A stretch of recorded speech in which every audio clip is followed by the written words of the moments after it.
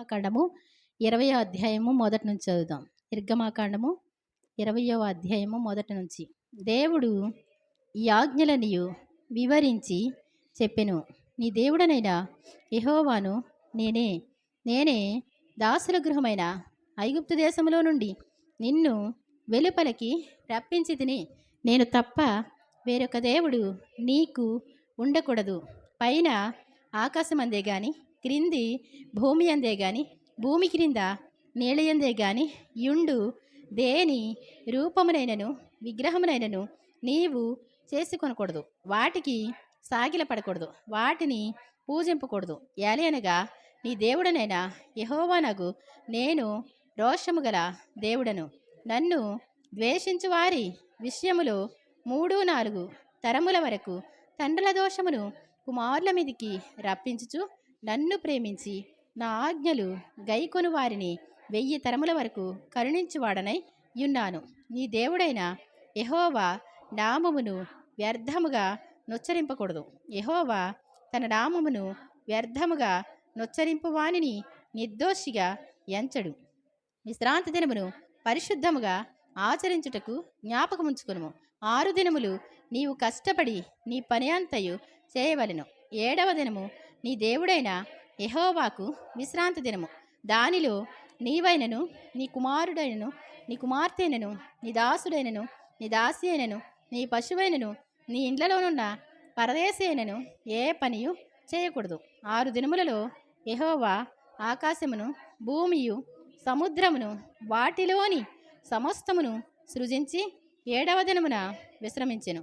అందుచేత యెహోవా విశ్రాంతి దినమును ఆశీర్వదించి దాని పరిశుద్ధపరచెను. నీ దేవుడైన యెహోవా నీకనుగ్రహించు దేశములో నీవు దీర్ఘాయుష్మంతుడు అన్నట్లు నీ తండ్రిని నీ తల్లిని సన్మానించుము. నరహత్య చేయకూడదు, వ్యభిచరింపకూడదు, దొంగిలకూడదు, నీ పొరుగువాని మీద అబద్ధ సాక్ష్యము పలుకకూడదు, నీ పొరుగువాని ఇల్లు ఆశింపకూడదు, నీ పొరుగువాని భార్యనైనను, అతని దాసునైనను, అతని దాసినైనను, అతని ఎద్దునైనను, అతని గాడిదనైనను, నీ పొరుగువాని తగు దేనినైనను ఆశింపకూడదు అని చెప్పెను.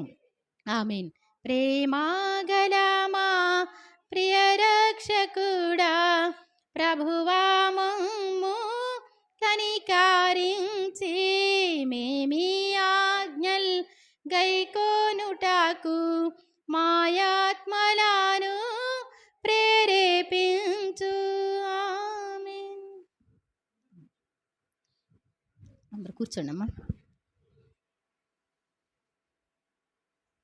దేవుని నామని స్తోత్రం. మీ అందరికీ నా వందనాలు. దేవుడు తన మహాకృపను బట్టి మనందరినీ కూడా ఆరోగ్యంగా సజీవ లెక్కలో ఉంచినందుకు దేవుని స్తోత్రం చెల్లిద్దాం. హల్లెలూయా, హల్లెలూయా. మరి సంతోషంగా ఉన్నారండి? సంతోషంగా ఉంటే మరి ఒకసారి దేవుని స్తోత్రం చెల్లిద్దాం. హల్లెలూయా. మరి 2025 సంవత్సరం ఆగస్టు నెలలోకి వచ్చేసాం కదా. ఇవాళ 2వ తారీఖు, రేపు పొద్దుట 3వ తారీఖు అయితే మా అమ్మగారు చనిపోయినటువంటి రోజు. నిజంగా ఏంటి అంటే లోకంలో మనకి రోజులు ఎంత ఫాస్ట్గా వెళ్ళిపోతూ ఉన్నాయి కదండి. మనం ఎలా ఉంటామో, ఎప్పుడు ఉంటామో, ఎలాగా ఉంటామో మనకు తెలియదు. 2 సంవత్సరాలు పూర్తయి 3వ సంవత్సరం వచ్చేసినట్టు అనమాట. కాబట్టి నిజంగా మరి అనుకున్నాను, ప్రార్థన చిన్నగా పెట్టుకుందాం అన్నట్టు అనుకున్నానండి. కానీ అందరూ రావడానికి కష్టమైపోతుంది. విశ్రాంతి దినమే రావడం కష్టమైనప్పుడు మరి మామూలు మనుషులు దానికి అంత ప్రిఫరెన్స్ ఇవ్వరు కదా. ఏమండి, దేవుని దానికి ఇస్తారా, మనుషులు దానికి ఇస్తారా? ఏమండి, దేనికి ఇస్తారు చెప్పాలి. దేవుని రోజు అంటే మాటలు కాదండి, 1000 దినాల ఆశీర్వాదం ఉంటుంది ఈరోజు. రేపైతే ఒక్కరోజే ఆ రోజు విని భోజనం చేసి వెళ్తాం. ఏదో మా కోసం వస్తారు మీరు ఆ రోజు, అవునా? దేవుని స్తుతిస్తారు కాదంట్లా. కానీ దేవుడు విశ్రాంతి దినం అంటే చాలా విలువైంది. అది ఎప్పుడైతే మన జీవితంలో మరి తెలుసుకుంటామో మన జీవితంలో విశ్రాంతి ఇస్తాడు. మన జీవితంలో కష్టపడకుండా చాలా దేవుడు అంటారు, మీరు వేకువనే లేచి చాలా రాత్రి అయిన తర్వాత పండుకొనుచు మీ కష్టార్జితమైన ఆహారం తినుచుండుట మేలు అన్నాడండి. ఏమన్నాడు? మీరు తెల్లవారుజామున లేచి, ఏమండి, చాలా రాత్రి అంటే తెల్లవారుజాము 4 గంటలకి లేచి ఏమండి అర్ధరాత్రి 12 గంటలకు పడుకొని మరలా కంగారుగా 4 గంటలకు లేచి కష్టం చేసి ఎంత పని చేసుకునో ఆ ఆహారం తినడం అంటే అది మీకు మేలన్నాడా వ్యర్థం అన్నాడా? అంత కష్టపడని అవసరం లేదంటండి. ఎందుకని? ఆయన తన ప్రియులు నిద్రించుచుండగా ఆయన వారికి ఇచ్చును. దేవుని స్తోత్రం చెప్దాం. తన ప్రియులుగా ఉండాలి అంటే ఒక మనిషికి ఇంకొక మనిషి ఇష్టం అవ్వాలి అంటే ఏం చేయాలండి? ఏం చేయాలి?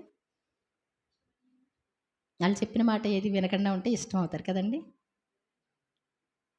ఏమండి? చెప్పిన మాట వింటే ఇష్టమా? చెప్పిన మాట వినకపోతే ఇష్టం అండి? అది చెప్పిన మాట మనం వినడం ద్వారా వాళ్ళు ఏ మాట మాట్లాడతారు అని చూస్తూ ఉంటే ఏమండి వాళ్ళు చెప్పిన ప్రతి మాట వినటం ద్వారా ఏమవుతాం? ఇష్టంగా మార్చబడతారు. ఇష్టమల్లా ఇష్టాన్ని ఇంకా బాగా వింటూ ఉంటే వాళ్ళతో సహవాసం చేస్తూ ఉంటే ప్రియులుగా మార్చబడతారు. అవునా కాదండి? అంతేనా? వాళ్ళు మనకి దగ్గరగా ఉండి మనకి హెల్ప్ చేస్తా ప్రతి విషయంలో సహాయం చేస్తూ ఉంటే ఏమండి దూరంలో ఉన్న బంధువు కన్నా దగ్గరనున్న పొరుగువాడే వాసి అంటారు. దగ్గర ఉన్నటువంటి వాళ్ళు బాగా స్నేహంగా ఉన్నారనుకోండి, సహాయం చేస్తున్నారనుకో, వాళ్ళే మనకు మంచిది అంటారు. కాబట్టి దేవునికి ప్రియమైన వారిగా ఉంటే వాళ్ళ జీవితం చాలా దేవునికి ఇష్టమైందిగా ఉంటుందంట. అప్పుడు ఆయన వాళ్ళకి ఏమి ఇస్తున్నాడు? ఏమి ఇస్తాడంటండి? తన ప్రియులు నిద్రించుండగా ఇస్తున్నాడంటండి. ఆహారం ఇస్తాడు, ఆశీర్వాదం ఇస్తాడో, పిల్లల్ని ఇస్తాడో, జాబుల్ని ఇస్తాడో, ఏం చేస్తాడంట? ఏదైనా ఇచ్చుకుంటాడు. అవునా కదా? కాబట్టి దేవునికి ప్రియమైన వారిగా ఉండాలి. దేవుని ఇష్టం నెరవేర్చే వారిగా ఉండాలి. దేవుని పనులంటే మనం ఎలా ఉండాలి? శ్రద్ధ కలిగినటువంటి వారిగా ఉండాలి. యెహోవా పనిని అశ్రద్ధగా చేయవాడు శాపగ్రస్తుడని ఉంది దేవుని వాక్యం. మనం దేవుని పనులు ఏం చేయకూడదంట? అశ్రద్ధ. అశ్రద్ధ అంటే ఏంటి? శ్రద్ధగా చేసుకోవాలి. మనం చేసుకుంటే దేవుని పని అంటే మొట్టమొదటిగా ప్రాధాన్యత ఇవ్వాలి. దేవుడు ఏది చెప్తే అది ఆయన మాటను ఎప్పుడు తప్పిపోకుండా మనం చూసుకోవాలన్నమాట. అప్పుడు మనకి మరి దేవుడు ఎలా అయినా సహాయం చేయగలుగుతారు. ఒకసారి చూద్దామండి. యెషయా గ్రంథం 64:4. యెషయా గ్రంథం 64 అధ్యాయము 4 వచనం. తన కొరకు కనిపెట్టుకుని వారి విషయమై నీవు తప్ప తన కార్యము సఫలము చేయు మరి ఏ దేవునిని ఎవడు ఏ కాలమున చూచి ఉండలేదు. అట్టి దేవుడు కలడన్న సమాచారం మనుషులకు వినబడలేదు. అట్టి సంగతి వారికి తెలిసి ఉండలేదు. ఏంటంటండి? తన కార్యం సఫలం చేసేటువంటి దేవుడు. తన కార్యం సఫలం చేయడం. నువ్వేదైతే మొరపెడతావో దాన్ని ఇస్తారు. నీ ఎడల ఆయనకి కలిగినటువంటి ఉద్దేశాలన్నీ కూడా ఆయన సఫలం చేస్తారు. దేవుని స్తోత్రం చెప్దాం. ఇప్పుడు చూడండి, మనకి పిల్లలు ఉంటారు కదా ఏమండి? పిల్లలు ఉంటే మరి కాస్తంత ఎదిగే వరకు కూడా వాళ్ళకి అడగడం ఏమీ తెలియదు. మీరు పెడితే తింటారు, పాలిస్తే తాగుతారు. కాస్తంత ఏడ్చేటువంటిది దేవుడు సిగ్నల్గా పెట్టాడు. ఒక బాధ వస్తే అంటే ఇక్కడ డ్యామేజ్ అవుతుంది. ఇప్పుడు కాలు నొప్పి వస్తుంది అనుకోండి, అక్కడ ఏదో డ్యామేజ్ అవుతుందని అర్థం. అంతేనా? తలనొప్పి వస్తే తలలో ఏదో అవుతుందని అర్థం. అర్థమవుతుందండి? ఆ సిగ్నల్ లేకపోతే ఎక్కడికక్కడ కుళ్ళిపోతాయి, ఎక్కడికక్కడ ఊడిపోతాయి. ఏమండి? అవునా కదా? ఇప్పుడు చిన్న పిల్లలు ఉన్నారు, ఏడుస్తారు. ఎందుకు ఏడుస్తారు? ఆకలిస్తే ఏడుస్తారు. కానీ అడగడం రాదు. ఓహో ఏడుస్తున్నాడు అంటే ఆకలిస్తుంది అంటే పెడదాం అనుకుంటారు. ఇంకా ఆకలిసిన పాలిచ్చిన తర్వాత కూడా ఏడుస్తుంటే కడుపు నొప్పి ఏమైనా వస్తుందేమో. ఏమండి? సిగ్నల్ చూస్తూ ఉంటారు ఎలా ఉన్నారు ఏంటని. అవునా కదా? వాడు అడక్కపోయినప్పటికీ కూడా ఏం చేస్తారు? కంటికి రెప్పలా చూసుకుంటూ ఉంటారు పిల్లల్ని. అడిగినట్టు ఎదిగిన ఏజ్ వచ్చిన తర్వాత, కాస్తంత ఎదిగిన తర్వాత వాళ్ళు అడిగింది కూడా ఏం చేస్తారు? ఇస్తారు. ఇక్కడ దేవుడు కూడా మనకి తెలియనటువంటివి చాలా ఇస్తారు. మనం అడిగింది కూడా నీ మాట త్రోసివేయకుండా ఏం చేస్తారు ఆయన? ఒకవేళ నీ మాట వెంటనే జరగలేదు అంటే అర్థం ఏంటో తెలుసా? అది ఎందుకని? మనకి మేలు కోసమే. అంతకంటే శ్రేష్టమైంది ఇవ్వడం కోసమే. మనం చూసి ఇదే కావాలి అనుకుంటాం. అది అంత శ్రేష్టమైంది కాదేమో. ఆయనకి బాగా తెలుసు. ఆయనకి మంచి అన్నీ కూడా తెలియదండి. ఒక పెద్ద గజిటెడ్ మరి డాడీ ఉన్నారనుకోండి, చిన్నపిల్లలకి ఏం తెలుసు మంచిది ఇవ్వాలని? ఏమండి? నాకు ఫలానా కంపెనీ బట్టలు కొనండి అని తెలుసా అండి వాళ్ళకి? తెలియదు. వాళ్ళకి ఏం తెలియదు. ఏమండి? బంగారాలు పెడతారు. ఎలా పెడతారండి? మురుగులేస్తారు, ఉంగరాలు పెడతారు, వీటి నిండా తాళ్ళు కడతారు. ఏంటి, వాడికి రక్షించుకోవడం రాదు. ఏమండి, ఎదట వాళ్ళ దగ్గరికి తీసుకెళ్తే వాళ్ళు ఎత్తుకుపోతారేమో అని కాపాడుకోలేని స్టేజ్లో కూడా వాళ్ళు ఏం చేస్తారు, అన్నీ పెట్టుకుంటారు, సెక్యూరిటీగా చూసుకుంటూ ఉంటారు. అవునా? మరి దేవుడు అంటాడు, మీరు చెడ్డవారయ్యుండి మీ పిల్లలకు మంచి ఈవులను ఇయ్యని ఎరిగి ఉండగా మీ పరలోకపు తండ్రి అంతకంటే ఉన్నతంగా అనిపిస్తా. మా పిల్లలు ఎక్కడికి వెళ్ళినా గొప్పగా ఉండాలనిపిస్తా. ఏమండి, మరి దేవుడికి అనిపించదండి? మనల్ని పట్టించుకోవట్లేదా ఏంటి? దేవుడు పట్టించుకోవట్లేదు అనుకోవద్దు. దేవుడికి మనం అంటే ఎంతో ఇష్టం. మనం అంటే ఎవరండి? దేవుని మాట వినేటువంటి వాళ్ళు, దేవుని కోసం నిలబడినటువంటి వాళ్ళంటే ఆయనకి ఎంతో ఇష్టం అంటండి. దేవుని స్తోత్రం చెప్తాం. వాళ్ళు ఏ కులం కాదు, ఏ జాతి కాదు, గ్రీసు దేశస్థుడని, యూదుడని, మరి సితీయుడని, ఇంకెవరు కాదండి. అందరూ కూడా దేవునికి ఇష్టలే. ఈ లోపల దేవుని ఆత్మ ఉన్న ప్రతి ఒక్కరూ దేవునికి సంబంధులే, ఆయన బిడ్డలే. కాబట్టి మనం ఏమాత్రం కూడా తన కార్యం సఫలం చేయు దేవుణ్ణి ఏంటంటండి, చదువునాను మీరు, తన కొరకు కనిపెట్టు వారి విషయమై నీవు తప్ప, చూడండి చూడండి ఇక్కడ, తన కొరకు కనిపెట్టుకొని వారి విషయమై. మనం ఎవరి కోసం కనిపెడుతున్నామండి? దేవుని కోసం కనిపెడుతున్నామా? తల్లిదండ్రుల కోసం కనిపెడుతున్నామా? లేకపోతే మనుషుల సహాయాల కోసం కనిపెడుతున్నామా? దేనికోసం కనిపెడుతున్నాం? మనుషుల సహాయాలు ఏంటంటండి, ఎండమావులే నీరు అని లేడివలే పరుగెడతావా, జీవజలము యేసయ్యను విడిచి ఎక్కడెక్కడో ఉంటావా, నీ జీవితమే గడిపేస్తావా. ఏంటంటండి, మనుషులు ఎలా ఉంటుంది? ఎండమావులు. ఎండమావులు అంటే తెలుసా మీకు? అర్థం తెలుసా? ఏమండి, అర్థమవుతుందా? నిద్ర వస్తుందా? ఏమండి, ఎండమావులంటే లేడీ కానీ జింక కానీ అంత దూరం చూస్తే, మీరైనా నేనైనా అలా దూరంగా చూస్తే రోడ్డు మీద ఏమనిపిస్తుంది? ఆ ఎండ ఇలా వాటర్లాగా మెరుస్తా కనపడద్ది. ఆ లేడీ అక్కడి వరకు పరిగెత్తుకుంటూ వెళ్తూ ఉంటే అది ఇంకా దూరం వెళ్తూ ఉంటుంది, ఇంకా దూరం వెళ్తూ ఉంటుంది. అలా వెళ్ళి వెళ్ళి వెళ్ళి అది ఇంకా కొంచెం ముందు ఉంది నీరు, ఇంకొంచెం ముందు ఉంది, అలా అనుకొని పరుగు పెడతానే ఉంటుంది. ఓపిక తెచ్చుకొని పరుగు పెట్టి అలా కూలిపోద్దంటండి, చచ్చిపోద్ది. ఎండమావులు కాదండి దేవుడు, జీవజలములు. దేవుని స్తోత్రం చెప్దాం. జీవజలములు అంటే ఏంటి? ఈ లోకంలో బ్రతికిస్తాడు, పరలోకంలో కూడా బ్రతికిస్తాడు. మామూలు కాదు. యేసు ప్రభువుని తెలుసుకోవడం అంటే గొప్ప సంగతే. నీ కోసం కనిపెట్టే వాళ్ళ విషయంలో నువ్వు కనిపెట్టి ఉన్నావా? విసిగిపోవద్దు. ఏమండి, విసుగక్కర్లేదు. నువ్వు కనిపెట్టిన దానికే రావాల్సిన ప్రతిఫలం తప్పకుండా ఇస్తాడు దేవుడు. గొప్ప ప్రతిఫలం ఇస్తాడు. అంతటితో అయిపోయిందిలే అంటే కాదు. నువ్వు కనిపెట్టిన దానికి ఏం చేస్తాడు దేవుడు? గొప్ప ప్రతిఫలం ఉంది. కాబట్టి తన కొరకు కనిపెట్టుకుని వారి విషయమై నీవు తప్ప ఎవరంటండి, ఇంకెవ్వరి దగ్గర ఏమండి కనిపెట్టి ప్రేమించి ఎదురు చూసి వేస్ట్. నన్ను అడిగితే ఈ మాట నీకు ఎప్పుడు అర్థమవుద్దో, ఆయన తప్ప నిన్ను సంతోషపెట్టేవాళ్ళు లేరు, ఆయన తప్ప నీకు సహాయం చేసేవాళ్ళు లేరు, ఆయన తప్ప నీకు ఆరోగ్యం ఇచ్చేవాళ్ళు లేరు. నీ డబ్బు, నీ హోదా నీకు ఆరోగ్యాన్ని ఇవ్వలేదండి. అవునా కాదా? అవునా? మరి ఇప్పుడు మాకు చుట్టాలు అవుతారండి. ఆ పాప 25 సంవత్సరాలు కూడా ఉండవు. ఏమండి, మా మావయ్య గారి పెద్ద కూతురికి వాళ్ళ బావగారు అమ్మాయి అనమాట, బావగారి కోడలు. అక్క కూడా చనిపోయింది, అత్తగారు చనిపోయింది. ఈ పిల్ల ఇద్దరు బుడ్డోళ్ళు ఉన్నారు కాబోలు. మొన్న టెస్ట్ చేస్తే పాపం క్యాన్సర్ ఫస్ట్ స్టేజ్లో ఉంది అన్నారంటండి. ఏమండి, తెల్లగా బొమ్మలా ఉంటుంది, అందంగా బొమ్మ అనేవాళ్ళు. ఏమండి, అర్థమవుతుందండి? ఒకసారి ఫోన్ చేయమని 7 రోజులు ప్రార్థన చేయించుకోమని చెప్పాను నేను. మరి ఇంకా ఫోన్ చేయలేదు. కానీ ఒక విషయం ఏంటి అంటే, నీకు ఆరోగ్యం ఇచ్చేది ఎవరు? రోగం వచ్చినప్పటికీ కూడా దేవుడు ఏం చేస్తారు?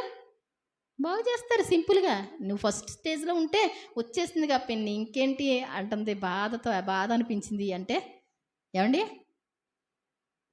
మరి చూపించుకున్న వాళ్ళకి తెలిసింది, చూపించుకున్న వాళ్ళకండి రకరకాలు ఉంటాయి. అవునా కాదా? అవునా? కాబట్టి నిజంగా దేవుడు మనకి ఏమీ కూడా రానివ్వడు, అంటనివ్వడు. ఏమండి, దేవుని కోసం కనిపెడితే వచ్చి కూడా ఏమైపోతాయి? పోతాయి. నీ నమ్మిక, నీ ప్రార్థన, దేవుని యందు విశ్వాసం ఏం చేస్తుంది? నిన్ను రక్షిస్తుంది. ఆయన తప్ప ఏమండి, నీవు తప్ప తన కార్యం సఫలం చేయు మరి ఏ దేవునిని ఎవడు ఏ కాలమున చూచి ఉండలేదు, అట్టి దేవుడు కలడన్న సమాచారం మనుషులకు వినబడలేదు, అట్టి సంగతి వారికి తెలిసి ఉండలేదు. నీవు తప్ప మన కార్యాలు సఫలం చేసే తన కార్యాలు సఫలం చేసే దేవుడు ఎవరు కూడా లేరు. మరి ఎందుకు లేరండి, ఎందుకు దొరకలేదండి? మరి అందరికి ఇప్పుడైతే దొరుకుతున్నారు కదండి. ఏమండి, ఇప్పుడైతే చెట్టుకొకళ్ళు పుట్టుకొకళ్ళు అందరూ దొరికేస్తున్నారు కదా. ఏమండి, మోసం ఎక్కువైపోయింది కదా, అవునా కదా? ఒక వ్యక్తి పలానా వ్యక్తి అని తెలియలేదు అనుకోండి, ఏమండి మీరు పలానా పలానా చౌదరి గారండి, మీకోసమే వచ్చానండి, ఏమండి మీకు మరి ఇది ఇవ్వడానికి వచ్చానండి అంటే ఏమంటాడండి? పలానాది ఇచ్చేస్తాను డబ్బులని ఏదైనా తీసుకెళ్ళామనుకోండి, ఏమంటాడండి? ప్రతి ఒక్కడు నేనే చౌదరి గారిని అంటాడు, అవునా కాదా? ఆ దేవుడు ఒక్కడే. అందరూ కూడా గమనించకుండా ఎవరిని పడితే వాళ్ళని, ఏమండి దేవుడంట తన కార్యాలు సఫలం చేస్తాడంట. అది మనం ఏంటి అంటే దేవుడు ఆయన పిల్లలకి తప్పకుండా ఇస్తాడు. అయ్యో దేవుడా భగవంతుడా నాకు చెయ్యండి నాయనా అంటారు కదా, అనరండి? దేవుడా భగవంతుడా అంటే ఆయనకి వెళ్తుందా వాక్యం? ఆ మాట వెళ్తుంది కదా. ఫోన్లే పాపం బ్రతికిద్దామంటే వీళ్ళు ఏం చేస్తారండి తర్వాత? వీళ్ళు వెళ్ళి ఇంకొక రకం చేస్తారు, అవునా కదా? దేవుడా భగవంతుడా అంటే ఆయనే చేయాలి, మరి ఆయనే కన్న తండ్రి అని అర్థం. కాబట్టి అట్టి దేవుడు కలడన్న సమాచారం వినబడలేదంటండి, మనుషులకు వినబడలేదు, అట్టి సంగతి వారికి తెలిసి ఉండలేదు. ఇప్పుడు మనకైతే ఏం చేశాడు దేవుడు?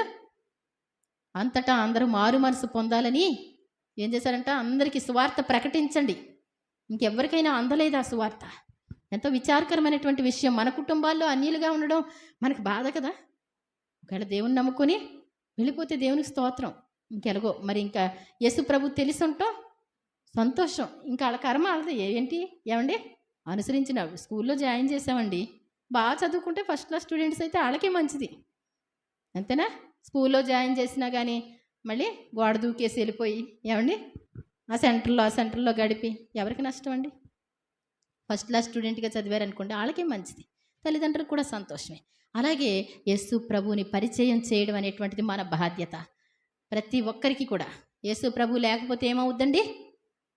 రక్షణ నీకుంటే రారాజు యేసుతో ఉంటావు, రక్షణ లేకుంటే నిత్యాగ్ని గుండములో ఉంటావు.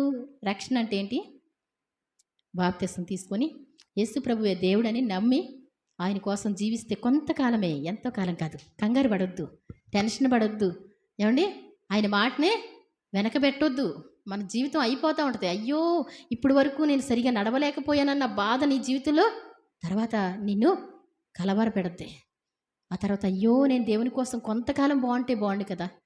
ఏమండి నిన్న మీ సేవకి వెళ్ళినప్పుడు, మొన్న మీ సేవకి వెళ్ళాము, ఫుల్ వర్క్, వాళ్ళు నీరసం వచ్చేస్తుందండి ఆ కంప్యూటర్ ముందు కూర్చొని చేసి చదువుకునేటప్పుడు ఎంత ఉంటే హాయిగా ఉండు. ఇప్పుడు జీవితం అంతా కష్టపడుతున్నాం, తలకైపోటు. ఎందుకని? చిన్ని శాలరీ, పెద్ద వర్క్. ఏమండి చదువుకునేటప్పుడు జాగ్రత్త చదువుకుంటే బాగుండు కదా, ఈ లెక్కలు అప్పుడు కొంచెం లైన్ పెట్టుకుంటే బాగుండు కదా. అలాగే ఈ జీవితంలో ఇప్పుడు కాస్తంత దేవుడు చెప్పిన ప్రతి మాట వినగలిగితే, ఏమండి తగ్గించుకోవడం, ఏమండి ప్రేమించడం, ఓర్చుకోవడం, ఇవన్నీ మనం చేయగలిగితే రేపొద్దున పరలోక రాజ్యంలో దేవుడు ఏం చేస్తారు? మంచి లైఫ్. ఏమండి అంతేగాని ఇక్కడదే చూస్తాం, అసలు దేవుణ్ణే పట్టించుకోం. ఏదో వారం ప్రార్థనకి వెళ్తాం, ఆ తర్వాత మన సమస్యని మనమే పరిష్కరిస్తాం. మనకి ఏదైనా సమస్యలు వస్తే పెద్ద మనుషులను పెట్టుకుంటాం, మనకి ఏదైనా సమస్య వస్తే పోలీస్ స్టేషన్ పెట్టుకుంటాం. ఏమండి వీటి వల్ల ఏమవుద్ది? దేవుని నమ్మినట్టు ఎక్కడ అవుద్దండి? దేవుడు నీతో మాట్లాడతాడు ప్రతి విషయంలో కూడా.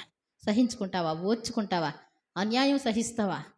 దేవుడు వెంటనే సమాధానం దేవుడు ఇస్తాడు. కాబట్టి మరి దేవునికి ప్రార్థన చేస్తే నీ ప్రార్థనలన్నిటికీ ప్రతిఫలాలు నువ్వు చూస్తావన్నమాట అండి. అలాగే 64వ అధ్యాయము 5వ వచనం, నీ మార్గములను బట్టి నిన్ను జ్ఞాపకం చేసుకొనుచు సంతోషంగా నీతి అనుసరించు వారిని నీవు దర్శించుతున్నావు.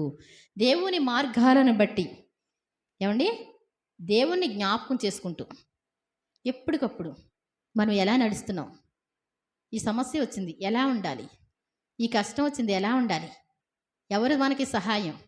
ఎవ్వరు ఎక్కర్లేదండి. మన తల్లిదండ్రులు కూడా మనకి సహాయం చేస్తారని నమ్మకూడదు. మన అక్క చెల్లెలు మనకి సహాయం చేస్తారని నమ్మకూడదు. వాళ్ళ మీద నిందలు వేయడం వేస్ట్. ఎందుకని? ఆయన చెప్పాడు ముందే అందరి సహాయాలు వ్యర్థమని. మనుషులు నమ్ముకోవడం వ్యర్థమని చెప్పాడు ఆయన. కాబట్టి మనం ఏం చేయకూడదు, మనదే తప్పు. ప్రభా నాకు వాళ్ళు సహాయం చేయట్లేదు ప్రభా అన్నాం అనుకో, వాళ్ళని ఎవడు అడగమన్నాడు? నన్ను అడుగు అన్నారు ఆయన. అడగండి ఇస్తానన్నాడు ఆయన. నన్ను అడగకుండా వాళ్ళని ఎందుకు అడుగుతున్నావు? ఎవరు అడగమన్నారు నిన్ను అంటాడు ఒక్క దెబ్బతో. అంతేనా కదా? ఎవరిని అడగనవసరం లేదు. ఒక బట్టల కోసం మీ తల్లిదండ్రులను అడగండి. అర్థమవుతుందా తేజ? నాకు ఈ డాడీ ఈ బట్టలు కావాలి, ఆ బట్టలు కావాలి, నాకు ఇది తినాలనిపిస్తుంది అనకండి. ఎవరు పెడితే తినండి. దేవుడు పెడితే మీ దగ్గరికి వస్తాయి ఏదైనా. అంటే అంత అధికారం లేదా అంటే తల్లిదండ్రులు అంటండి పెట్టి కూడా చాలామంది మేము పెట్టామంటున్నారు. ఏమంటున్నారు? నేను విన్నానండి. ఎందుకంటే దండం పెట్టి దేవుడు ఇచ్చిన కాబట్టి నేను ఎప్పుడు ఒక జత కూడా బట్టలు అడగల. నా జీవితంలో ఈ బట్టలు కొనండి అని అడగల. దేవుడు ఇలా నిలబెట్టుకున్నాడు ఆయన. మనం కూడా ఏం చేయకూడదు? ప్రభువా నాకు ఈ బుక్స్ కావాలి, ఇది కావాలి, అది కావాలి. ఎవరిని అడగాలి? దేవుణ్ణి అడిగితే దేవుడు వాళ్ళకి డబ్బులు ఇస్తే అప్పుడు ఇదిగే నీకు కావాలితే తీసుకో అంటే ఎవరి చేతిలో నుంచి వచ్చినట్టు? దేవుడు పంపించినట్టు. అంతేగాని డాడీ నాకు బుక్స్ కావాలంటున్నారు, కొడుతున్నారు డాడీ అంటే ఎక్కడున్నాయి డబ్బులు? మిమ్మల్ని ఎవరు అర్థం చేసుకోలేరు. ఏమండి? అంతేనా కాదా? అంతే తేజ, అంతేనా? నేను చెప్పేది కరెక్టేనా? అంతే. నేను ప్రార్థన చేసుకుంటున్నా, ఎక్కడి నుంచైనా తీసుకొచ్చి నాకు ఇస్తాడు దేవుడు. అయ్యా నాకు పలానా బుక్స్ కావాలి, పలానాది కావాలి. ఒకవేళ మీకు పలావ్ తినాలనిపిస్తే ప్రభు నాకు పలావ్ పెట్టండి. ఏం చేయాలి మనం? అంతే. ఆ ఫ్రూట్స్ తినాలనిపిస్తున్నాయి, నాకు పెట్టండి. నా తండ్రివి నువ్వే. ఆయన్ని తెలుసుకున్న నీకు ఏది తక్కువ కాదు. దేవుని స్తోత్రం చెప్దాం. ఏ తండ్రి పెట్టలేరు, ఈ మాత్రం సరిపోదా అంటారు. అవునా? ఆయన మార్గాలను బట్టి ఆయన్ని మనం జ్ఞాపకం చేసుకుంటే ఏంటంటండి చక్కటి మాట, సంతోషంగా జ్ఞాపకం చేసుకోవాలి. ప్రభువా మీరు నాకున్నారు, కన్న తండ్రిగా ఉన్నారు, అడిగిందల్లా ఇస్తారు. ఏం చేయాలి? అనుక్షణం ఆయనతో మాట్లాడుకోవాలి. ఆయన మనకి మంచి ఫ్రెండ్, తండ్రి, భర్త.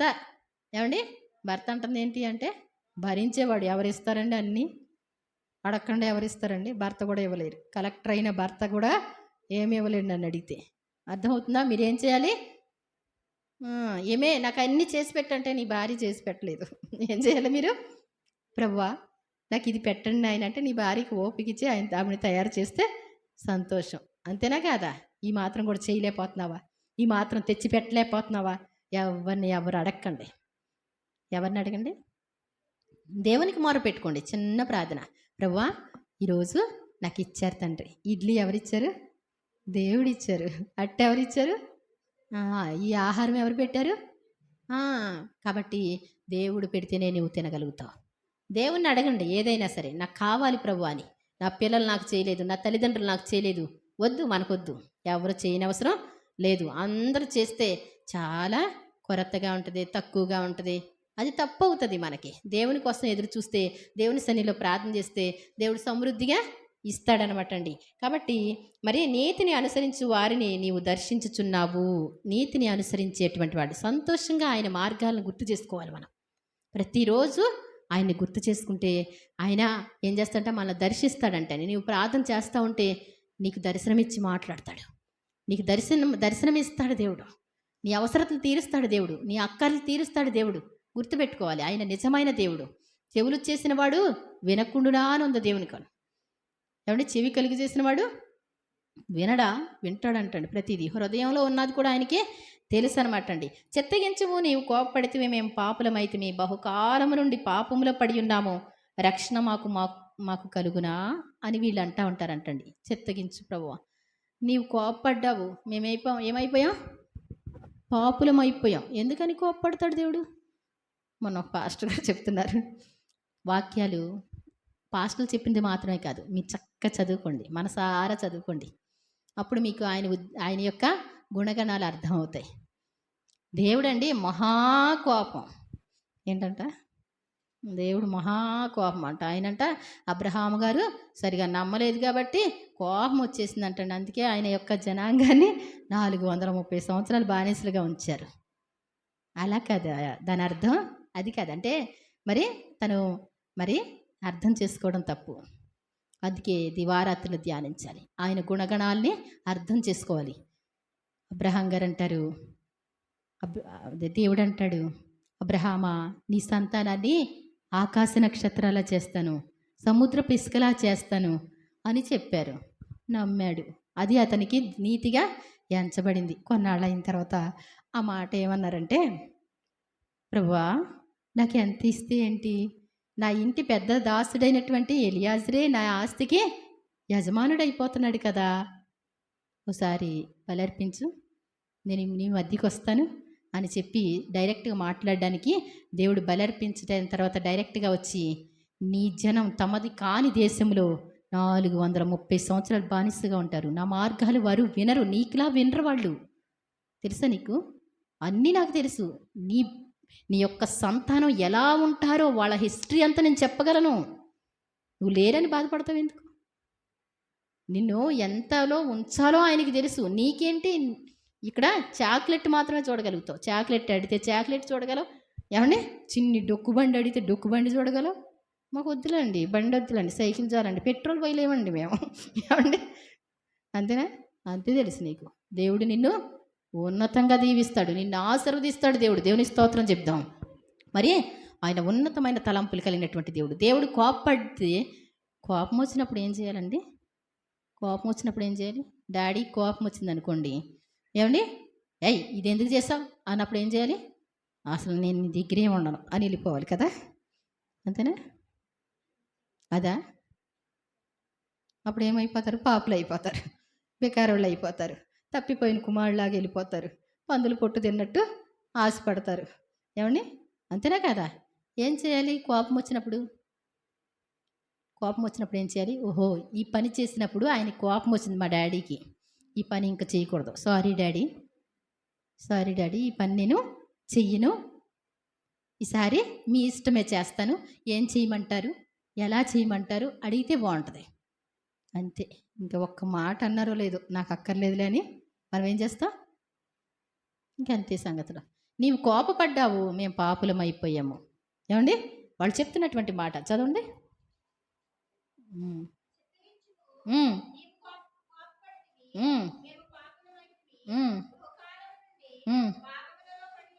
బహుకాలము నుండి పాపములోనే పడి ఉన్నాం. సరి చేసుకునే అవకాశం లేదండి.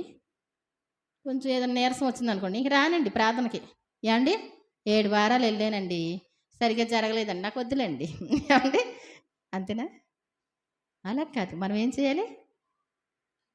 ఆయన కోపపడినా, మనకు శిక్ష వచ్చినా, ప్రభువా ఈ శిక్ష ఎందుకు వచ్చింది, నా పొరపాట, నా తప్ప, నన్ను క్షమించండి, మీరు నాకు కావాలి ప్రభా, నాకు సహాయం చేయండి అంటే దేవుడు సహాయం చేస్తారు.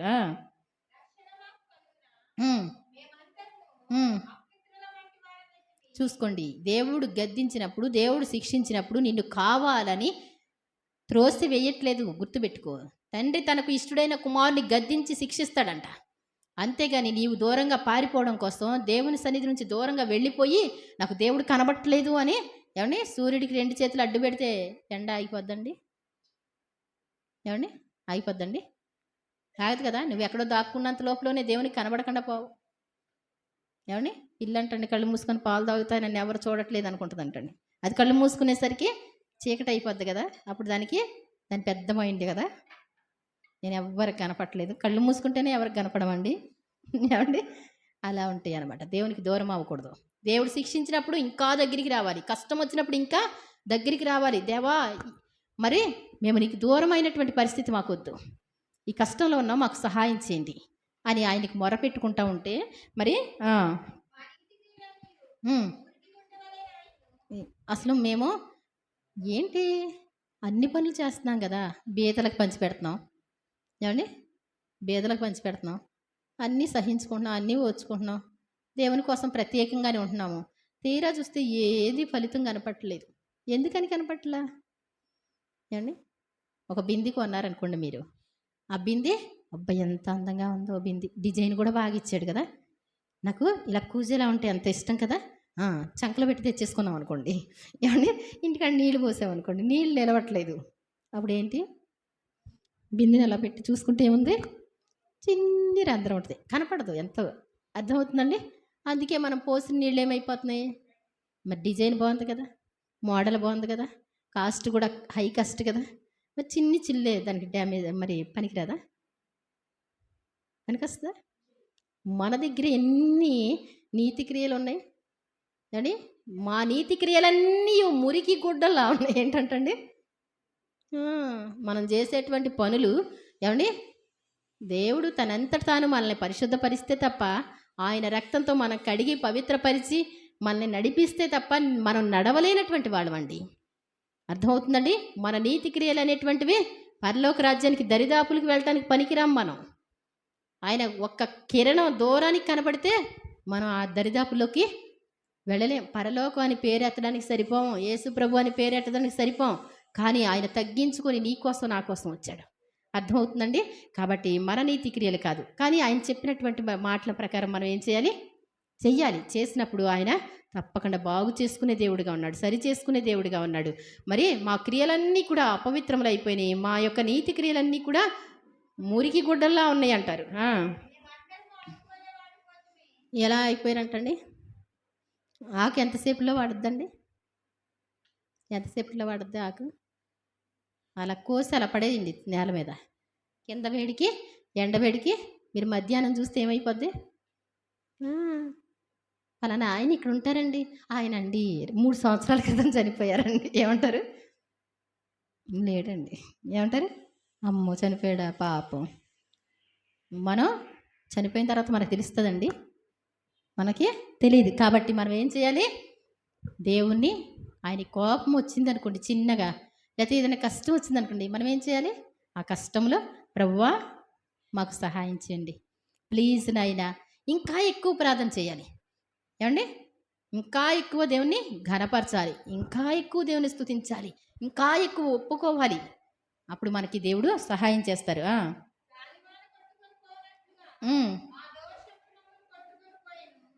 చూడండి, మన దోషాలన్నీ కూడా గాలివాన వచ్చినప్పుడు అంటండి వస్తువులన్నీ ఏమైపోతాయండి?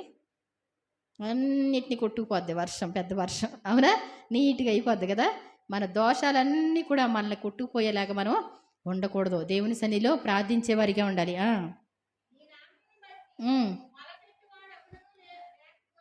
ఏంటంటండి? ఒకడు కూడా లేడు అంటాడేంటి ఆయన? మనం ఉన్నాం కదండి. ఏమండి? నీతిమంతుడు లేడు, ఒక్కడో లేడు అంటాడు. నోవాహు ఈ తరాన్ని బట్టి చూస్తే నువ్వు ఒక్కడవే నీతిమంతుడిగా ఉన్నావు అంటారు. ఏమండి? చూసుకోవాలి మనం. మన ప్రవర్తన అంతా కూడా కనిపెట్టుకొని ఉండడం మనకి మంచిది. మరి దేవునికి మొరపెట్టేవాడు ఒక్కడు కూడా లేడంటే మనం ఏమండి? దానియేలు గారు 3 సార్లు ప్రార్థన చేశారంట రోజుకి. బాగా ఖాళీగా ఉన్నారనుకున్నారా ఏంటి దానియేలు గారు? దానియేలు గారు ఏం చేసేవారు? దానియేలు గారు ఏ వర్క్ చేసేవారండి? రాజ సంస్థానంలో ప్రధానమంత్రిగా 3వ మంత్రిగా ఏలుబడి చేసేవారు. దేవుని స్తోత్రం చెప్దాం. ఏంటంట? మొత్తం ఆయనదే మెయింటింగ్ అంతా, వ్రాయడాలు కానీ మొత్తం. రాజుగారికి ఏం తెలియదండి, అలా కూర్చోవడమే. ఏమండి? అర్థమవుతుందా? అక్కడ ఇంకెవరో పనికిరారు, అంతగా చేసేవాడు. ఆయన ఎన్నిసార్లు ప్రార్థన చేసేవాడు అంటే రోజుకి? మనం ఎన్నిసార్లు చేస్తున్నామండి? మాకు కష్టం వచ్చినప్పుడు అలా చేస్తున్నాం అన్నవాళ్ళు దేవుని స్తోత్రం చెప్పండి. దేవానికి స్తోత్రం, అది మంచిదే కాదంటలా. ఉదయం ప్రార్థన చేస్తున్నాం, దేవునికి స్తోత్రం. మధ్యాహ్నం ప్రార్థన చేస్తున్నాం, దేవునికి స్తోత్రం. సమయం అనక అసమయం అనక మోకరించి ప్రార్థన చేసే అలవాటు నాకు ఉందండి అంటే దేవునికి స్తోత్రం. అంతేనా కదా? చేసుకోండి, ప్రార్థన చేసుకోవడం మంచిదే. ఆయన నామాన్ని బట్టి మొరపెట్టేవాడు ఒక్కడు కూడా లేడు అంటాడు అక్కడ. నీ కష్ట సమయంలో, నీ దుఃఖ సమయంలో, నీ సంతోష సమయంలో ఆయనకి ఏం చేయాలి? మనం మొరపెట్టుకోవాలి. అది ఎంతో మనకి ఆశీర్వాదం అనమాట అండి.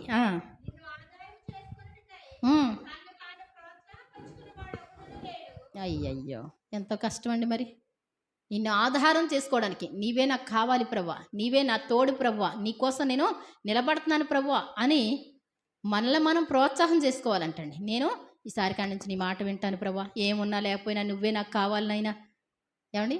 దాని ద్వారా మీకేమీ నష్టమేం కాదు. విశ్రాంతి దినాన్ని సంపాదించినంత పురుగులు అయిపోయిందంటండి. ఏమైపోయిందంట? ఏమైపోయింది? మామూలు రోజుల్లో ఎక్స్ట్రా తీసుకెళ్ళొద్దు అని చెప్పేసి అన్నారండి. ఏమండి? శుక్రవారం మాత్రం 2 అంతలు తీసుకెళ్ళండి అన్నారు. వద్దన్న రోజు తెచ్చుకుంటే ఏమైంది అంతా? తెల్లారికి ఏమైంది? పొద్దున్నే లేవలేకపోతున్నాం. అంత తెల్లవారుజామున లేసి ప్రార్థనకి ఏకీభవించాలంటే అర్ధరాత్రి వరకు మాకు సెల చూస్తాం అలవాటు ఉంది. ఏమండి? తెల్లవారుజామున ప్రార్థన అంటే మాకు చాలా కష్టంగా ఉంది. తెల్లవారుజామున చాలా ప్రార్థనకి లేవలేం అనుకుంటాం. ఏమైందంటండి వెళ్ళలేకపోతే? ఎండ వేడికి ఆ మన్నా కరిగిపోయిందంట, దొరకలేదంటండి. రోజు లేటుగా లేచి ఏమండి కొన్ని 4 రోజులు వెళ్ళిన తర్వాత అన్నా బుద్ధి తెచ్చుకొని పొద్దుటే వెళ్ళాలా వద్దా? ఏమండి? వాళ్ళు తెస్తారు, మా అమ్మ తెస్తారు, మా నాన్న తెస్తారంటే నేను అంతే తెచ్చా, నాకు కొంచెమే దొరికింది. ఏమండి? ఎక్కువ తెచ్చుకున్న వాళ్ళకి ఎక్కువ అవ్వలేదంట, తక్కువ తెచ్చుకున్న వాడికి తక్కువ అవ్వలేదంట. ఏమండి? నాకులాగా ఆశతో తెచ్చుకున్న వాళ్ళు ఏంటి, మా ఇంట్లో వాళ్ళు ఉన్నారు, వీళ్ళు ఉన్నారు, మా పని వాళ్ళు ఉన్నారు అని తెచ్చామనుకోండి, నాకు ఒక్కదానికే సరిపోద్దంట. అర్థమవుతుందా మీకు? నా ప్రార్థన ఎవరికి సరిపోద్ది? నాకే సరిపోద్ది. మా ఆవిడ చేస్తుంది కదండి ప్రార్థన. మీ ఆవిడ ప్రార్థన మీ ఆవిడకే సరిపోతుంది. నువ్వు కూడా చెయ్యాలి. ఎవరికి వాళ్ళు ఏం చేయాలంట? తను ప్రోత్సాహపరుచుకోవాలి, ప్రార్థన చేయాలి, మొరపెట్టుకోవాలి, దేవునికి దగ్గరగా రావాలి. శ్రమల్లో కష్టాల్లో ఆయన శిక్షించినా కూడా మనం ఏం చేయకూడదు? దూరం అవ్వకూడదు. నీ ముఖమును చాటు చేసుకుంటేవి ఏంటంటండి? అసలు చాటు చేసుకున్నది వీళ్ళకి కనబడుతుందండి? ఆయన చాటు చేసుకున్నాడో లేదో వీళ్ళకి కనపడుతుందా? ఏమోనండి. ఇవాళండి సమస్య వచ్చిందండి, ప్రార్థన చేయలేను అనుకున్నాం కానీ ఇంక చేయలేమండి. ఏమండి అని వీళ్ళకి వీళ్ళు ఏమండి డ్రాప్ అయిపోతారు, కానీ దేవుని ముఖం వీళ్ళకి కనపడద్దా? అసలు ఆయన ఎదురు చూస్తున్నాడు. పాపం వచ్చి ఇలా కూర్చొని మా అబ్బాయి, మా కుమారుడు, మా కుమార్తె లేస్తుంది ప్రార్థన చేస్తుంది, లేస్తుంది ప్రార్థన చేస్తుంది. దేవుడు అంటే ఒక చిన్న కథ చెప్పారు. అదేంటి అంటే ఏంటంటండి, ఎప్పుడు లేస్తాడా ప్రార్థన చేస్తాడని ఎదురు చూస్తే అటు లేచి ఇటు లేచి అటు పడుకొని ఇటు పడుకొని మళ్ళీ లేచి టైం వైపు చూసి గబగబా బయటికి పరిగెత్తి ఏమండి బ్రష్ చేసుకొని ఇప్పుడన్నా చేస్తాడేమో ప్రార్థన. త్వరగా టీ పోయండి ఏమండి, టిఫిన్ పెట్టండి అయిపోయింది. ఆ తర్వాత ఎవరో ఒకళ్ళు వస్తారు, వాళ్ళతో మాట్లాడుతూ ఉంటాడు. వాళ్ళది అయిపోయిన తర్వాత నాతో మాట్లాడతాడు గబోలు. ఎవరండి? దేవుడంట. ఫోన్లే భోజనానికైనా ఇప్పుడు ప్రార్థన చేసుకుంటాడేమో అనుకుంటే కళ్ళు మూసాడు, ఏమన్నాడో తెలియదు. ఏమండి ఏమన్నాడో తెలియదు. ప్రార్థన అయిపోయింది, భోజనం చేసేసాడు. ఏమండి ఆ తర్వాత కాసేపు మాట్లాడుకున్నారు, ఆ తర్వాత రెస్ట్ తీసుకున్నాడు. సాయంత్రం అన్న కుటుంబ ప్రార్థన ఉంటుందేమో, కుటుంబ ప్రార్థన లేదు. మళ్ళీ రాత్రిపూట మళ్ళీ పడుకుండిపోయారు. ఏమండి అంతే సంగతులు. చాలా జాగ్రత్త. మనల్ని ఏం చేయాలంటే మనం ప్రోత్సాహపరచుకోవాలి. ఆయన ఎదురు చూస్తూ ఉంటాడు. ఆయన కన్నులు కప్పుకున్నాడేమో, మాకు దూరం అయిపోయాడేమో అనేసి మనుషులు ఆయన దగ్గరికి వెళ్ళకుండా అంటున్నారు. కానీ ఆయన లోబడనల్లని ప్రజల వైపు దినమంతా కూడా నా చేతులు చాపి ఉంచానంటాడు. నువ్వు ఇలా అమ్మో కడుపు నొప్పి పోతుంది, ఏ రక్తం చేయి అంటే ఇప్పుడు వినేయాలి. ఆయన దగ్గరికి మాత్రం గమ్మున రాలేము. తలనొప్పి వచ్చినట్టు ఉందండి, అప్పుడే ఏదో ఏమండి ఇది మాత్రం పరలోకం వెళ్ళిపోవాలి. మనం మాట్లాడే మాటలు వెళ్ళకూడదు, మనం మాట్లాడే తిట్లో వెళ్ళకూడదు. అర్థమవుతుందండి? న్యాయమేనా ఇది? మీకు న్యాయంగా అనిపిస్తుంది అలాగా? ఏమండి మీరు దేవుని ఆలయం అంటాడు. దేవుని మందిరానికి వచ్చినప్పుడు మాత్రమే కాదు, మనం దేవుని ఆలయం. ఏది అపవిత్రత అంటించుకోకూడదు, అపవిత్రమైన మాటలు ఉండకూడదు, ఎదటి వాళ్ళ మీద సణుగులు గొణుగులు మనం మాట్లాడకూడదు, జాగ్రత్తగా ఉండాలి. దేవుడు మనలో ఉండాలి అంటే ఆయనకి ఇష్టం లేని కార్యం అసలు ఉండకూడదంట. ఈ మందిరాన్ని నేను వదిలి వెళ్ళిపోవాలని ఇక్కడ హేయమైన కృత్యాలు చేస్తున్నారు అంటాడు ఆయన. మందిరాన్ని వదిలి వెళ్ళిపోవాలని. మనలో కూడా రోజు కూడా ఇష్టం వచ్చినట్టు మాట్లాడుతుంటే, ఒక్కరోజు కూడా సరి చేసుకోకుండా ఉంటే మనలో ఏముంటాడండి ఆయన? ఏమండి పాడుబడ్డ ఇల్లులాగా ఇక రోజుకి ఏమైపోతూ ఉంటుంది? శిథిలం అయిపోతూ ఉంటాయి కదా. నిన్న మరి హెల్పింగ్ శ్రీదేవి ఏమండి ఒక ఇంటికి వెళ్ళింది. మరి జిమ్ ట్రైనర్ అంటండి, ట్రైనింగ్ ఇస్తాడంట. బాత్రూంలో పడిపోయి నడుము విరిగిపోయిందంటండి. ఒక ప్రక్కనంతా పెరాలసిస్. మీరు ఇలా కొట్టి చూస్తే వస్తాయి. వాళ్ళ ఫ్యామిలీస్ అందరూ వరుసగా 4 కొడుకులు కాబోలండి, 4 కొడుకులు అలా అయిపోయారంట. తల్లిదండ్రులకి బాగోకుండా అయిపోయారంట. ఇప్పుడు 10 సంవత్సరాల పిల్ల ఉంది, అందంగానే ఉంది పిల్ల. ఆ పిల్లకి ఫిట్స్ వచ్చి పడిపోతూ ఉంటుందంట. ఆయన ఎవరో ఇల్లు ఇస్తే అందుట్లో ఉంటున్నారు కాబోలు. చాలా జాగ్రత్త. మనం ఏ మనుషుల సహాయాలు పనికిరావండి. నేను పెట్టాను సాతాను శోధన అని పెట్టాను. కాల్ మీ అని పెట్టాను. ఒకవేళ నా నెంబర్ అని. మళ్ళీ ప్రార్థన చేస్తా ఉంటే రకరకాలుగా అంటారు. తర్వాత చెప్దాం. ప్రార్థనలు కూడా చేద్దామని అనిపించింది. మనం ఏవండీ ఎంతేస్తే వాళ్ళకి ఆళ్ళ సమస్యకి పరిష్కారం అవుద్ది. రోజుకి 500 పెట్టి మరి కియోథెరపీ ఏదో ఏస్తున్నారు అని చెప్పింది. రోజుకి 500 ఖర్చంట. ఏమి ఇస్తే ఏమవుద్దండి? నువ్వు రూ. 1,00,000 ఇచ్చినా వాళ్ళకి బాగోరు. దేవుడు సహాయం చేయాలి వాళ్ళకి. దేవుణ్ణి వేడుకోవాలి వాళ్ళు. దేవుని యొద్దకు రమ్మని చెప్పాలి మనం. అంతకంటే మనమేమి చేయలేనటువంటి పరిస్థితి. కాబట్టి చాలా జాగ్రత్త.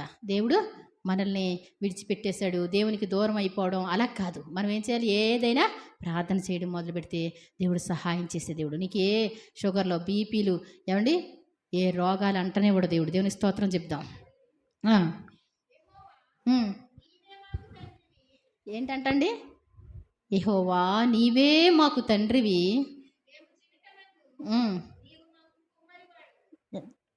ఇలా ఉంటే పర్వాలేదండి.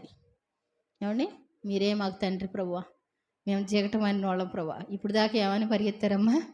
మా పనులు మేము చేసుకుంటాం, దేవుడు మమ్మల్ని చూడట్లా, దేవుడు మా వైపు ఉంటలా, మాకు రకరకాల దేవతలు ఉన్నారు. అమ్మ ఈ పూజలు చేశారనుకో అమ్మా, ఏమండి మీకు కలిసి వస్తుందమ్మా. అంటే ఏమన్నా చేస్తారా లేదా? చేస్తారా? చేసేసే వాళ్ళు కూడా ఉన్నారు. పాము గరిసిందండి అంటే మాత్రం వేసేయండి, లేకపోతే ఏమైపోతారు. అంతేనా? ప్రార్థన చేస్తే బ్రతకరా? మంత్రాలు వేసిన వాళ్ళు అందరూ బ్రతికిపోతారా? దేవుడి కృప లేకపోతే ఏమంటే దేవుని యందు విశ్వాసంతో ఉంటే ఏమైపోద్ది? దేవుడి కంటే కూడా గొప్పవాళ్ళు ఎవరు లేరండి. మాంత్రిక శక్తులు గొప్పవై కానే కావు. గుర్తుపెట్టుకోవాలి మనం. దేవుని సన్నిధి అంటే ఇవన్నీ పొక్కులే అండి. అందుకే ప్రార్థన కాదంట, మంత్రం వేయించాలన్నారండి. మంత్రానికి మంత్రం వేయించాలంటండి. ఏమండి? అలా మనుషుల యొక్క ఆ యొక్క ఆలోచనే వింతగా అనిపిస్తుంది ఒక్కోసారి నాకు. ఏంటంటే మంత్రానికి మంత్రం వేయించాలంటండి. ఏమండి? ఇది చేతబడి అనిపిస్తుందమ్మా. బాగు చేతలు చేయించాలంటే ఇంకేమవుతండి? ఏమింటారు వాక్యాలు? దేవుని కంటే గొప్పవాళ్ళు ఎవరు కూడా లేరు. తన కార్యం సఫలం చేసే దేవుడు. నువ్వు ప్రార్థన చేయి చాలు. ఏది ఏమైనా ప్రార్థన చేయి. నిన్ను క్షేమంగా ఉంచుతాడు. నీ కుటుంబం క్షేమంగా ఉంటుంది. నీ ఇంటి వారిని దేవుడు ఏం చేస్తారు? రక్షించుకుంటారనమాట.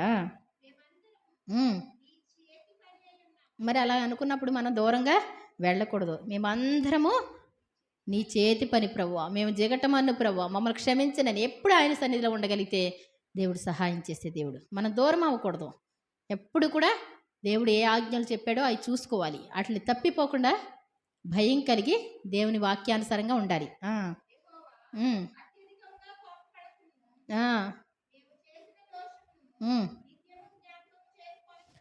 ప్రభువా మాకు సహాయం చేయండి. ఏమండి ఒక విషయం ఏంటంటే, ఇలా వెళతా ఉన్నాం, చిటుక్కుమని యాక్సిడెంట్ అయింది అనుకోండి, ఏమండి ఒక్క రోజులో బాగుపడిపోతారా? ఏమండి? చేసిన పనులకి కొంచెం లేట్ ఉంటుంది. కంగారు పడొద్దు ఎవరు కూడా. ఏమండి? ప్రార్థన చేస్తానే ఉంటే దేవుడు సహాయాలు చేస్తారు. అత్యధికంగా కోపపడొద్దు, అదని ఇదని ఏం అక్కర్లా. ఆయన అత్యధికంగా కోపపడే దేవుడైతే తన కుమారుని పంపించరు. తన కుమారునికి ఆ శిక్షలు విధించరు. నువ్వు పడవలసిన శిక్ష అంతా ఎవరి మీద వేశారు? ఆయన తన కుమారుని మీద వేశారు. ఎంత శిక్షో అదంతా నువ్వు భరించాలి. ఏంటండి? ఏమండి? ఎంత దారుణంగా ఎందుకండి? ఆయన ఏమనలేపాడు. నిన్ను నన్ను అలా సిరివేయాలి. నీ మీద నా మీద కాండ్రకిచ్చి ఉమ్ములు ఉయ్యాలి. ఏమండి? నీ మీద నా మీద అంత దారుణమైన పరిస్థితి జరగాలి. అర్థమవుతుందండి? యేసు ప్రభు శిలువ మరణం చూసి ఎడుతానని కాదు. నువ్వు నేను ఆ స్థితిలో ఉండాల్సిన వాళ్ళం. కానీ ఆయన ప్రియకుమారుడు. ఆయన ప్రియకుమారుడు అంటే ఎవరండి? ఏకైక కుమారుడు, అద్వితీయ కుమారుడు, ఇంకొకళ్ళు లేరు. సుకుమారుడైనటువంటి కుమారుడు. తండ్రి ఏది చెప్తే అది చేసేవాడు. ఏమండి? ఆయనకి ఉన్నటువంటి జ్ఞానం మామూలు జ్ఞానం అండి? యేసు ప్రభు వారి జ్ఞానం. భూమిని కలుగు చేయమంటే భూమిని కలుగు చేస్తే ఎంత అందంగా తయారు చేసేసాడు. నాకు అన్నీ గుర్తొస్తూ ఉంటాయి. ఏమండి? అన్నీ వేరని కదండి. ఒక్క రకం ఫ్రూటా, ఒక్క రకం కూరగాయల, ఒక్క రకం పువ్వుల, అన్నీ నార్మల్ కాదు. చేయమంటే చేసేసాడు అంతే. ఏమండి? కుక్క జాతి కుక్క, దానికి ఒక స్టైలు, దానికి ఏంటి చక్కగా మొరుగుతూ ఉంటుంది ఎవరినన్నా చూసి. మన వాళ్ళంటే తెలుసు దానికి. అవునా కాదా? దాని తిండి వేరు. కోళ్ళు ఉన్నాయండి, దానికి రెక్కలు, ఆ కాళ్ళు అవన్నీ చూస్తూ ఉంటే దేవుడే గుర్తొస్తూ ఉంటాడు నాకు. దానికి కన్వీనియంట్గా దానికి ఒక్కొక్క జాతికి ఒక్కొక్క కన్వీనియంట్. ఇదంతా చేసింది ఎవరు? దేవుడు యేసు ప్రభువారే. నార్మల్ శక్తిమంతుడు కాదు. తండ్రితో సమానముగా ఉంచుట ఉండడం విడిచిపెట్టకూడని భాగ్యం అని ఎంచుకొనలేదు. కానీ ఏంటంటండి, బాబోయ్ అలాంటిది నాకు ఇష్టం ఉండదు. మనకు గాన కొంచెం హై లెవెల్ వస్తే అమ్మో నేను అక్కడికి ఆ బజార్కి వెళ్ళలేను, ఆ మనుషులు ముట్టుకోలేను ఏమంటారండి, నాకు కళ్ళు తిరిగిపోతాయి వాళ్ళంటే. మనం అంతకంటే దరిద్రంగా ఉంటాం ఒక్కోసారి. ఏమండి, చాలా జాగ్రత్త. యేసు ప్రభు మామూలు శక్తిమంతుడు కాదు. దైవత్వం దేవుడెంతో యేసు ప్రభు వారు అంతే. కానీ తగ్గించుకొని వచ్చారు. అందంగా చేసేసాడు సృష్టి అంతా కూడా. ఏమండి, సృష్టి అంతా అందం కదా. ఈ పిచ్చి మొక్కలన్నీ ఎందుకు మొలుస్తున్నాయి అంటే అవి లేకపోతే నీకు ఏముండదు, భూమికి సత్తువు రాదు. అవన్నీ వచ్చిన తర్వాత నువ్వు దున్నేస్తే మళ్ళీ ఏమైపోద్ది, సస్య సమృద్ధి అంటారు అది అట్లా. ఏమండి, కాబట్టి నిజంగా దేవుడు అద్భుతమైన మందులు భూమి మొలిపించునుగాక అంటే మొలిసేసినాయి. అన్ని రకాలు మొలిసేసింది. విత్తనములు ఇచ్చే చెట్లు మొలవాలంటే మొలిసేసినాయి. అబ్బా ఏమి అద్భుతమైన సృష్టి, ఏమి అద్భుతమైన నిర్మాణం. మనది చూస్తే మామూలు కాదు, నార్మల్ కాదండి. అంత గొప్ప దేవుడై ఉండి తన కుమారుని నీ కోసం అర్పించేశాడు. ఆయన కూడా నేను వెళ్తాను, వీళ్ళని రక్షించుకుంటానని ఒప్పుకున్నారు, ఇష్టపడ్డారు. మనది కష్టం కాదండి, మన శ్రమ కాదండి, గుర్తుపెట్టుకోవాలి మనం. అలాగే యెషయా గ్రంథం 65వ అధ్యాయము 10వ వచనం.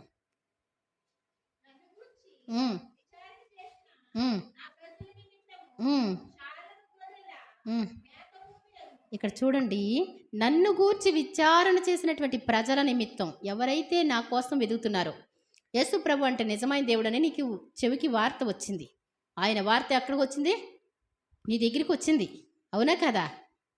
ఏమండి, ఇంత బంగారపు ముద్ద నీ దగ్గరికి వచ్చినా నీకు ప్రయోజనం ఉండదేమో. ఇంత బంగారపు లంకి బిందులు దొరికినా నీకు అంత ప్రయోజనం ఉండదేమో. యేసు ప్రభు దేవుడు అన్న వార్త నీ చెవిలో పడింది.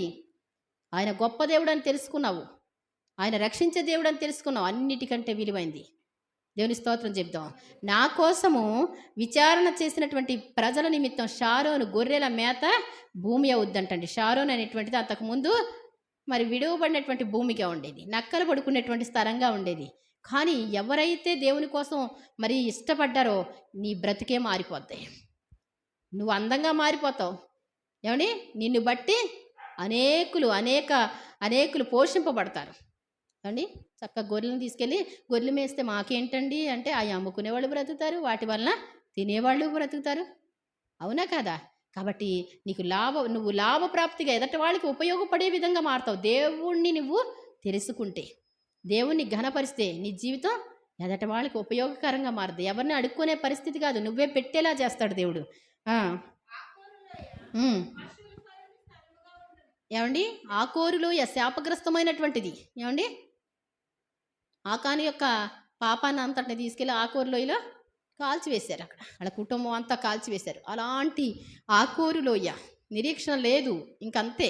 ఏమండి, కాల్చేసిన చోట నిరీక్షణ ఉంటుందండి? ఏదన్నా కాలిపోయింది అనుకోండి, మరలా చిగురు వస్తుంది అన్నట్టుంటుందా? ఉండదు. కానీ ఇక్కడ ఏమంటున్నాడు? పశువులు పరుండు స్థలముగా ఉండును.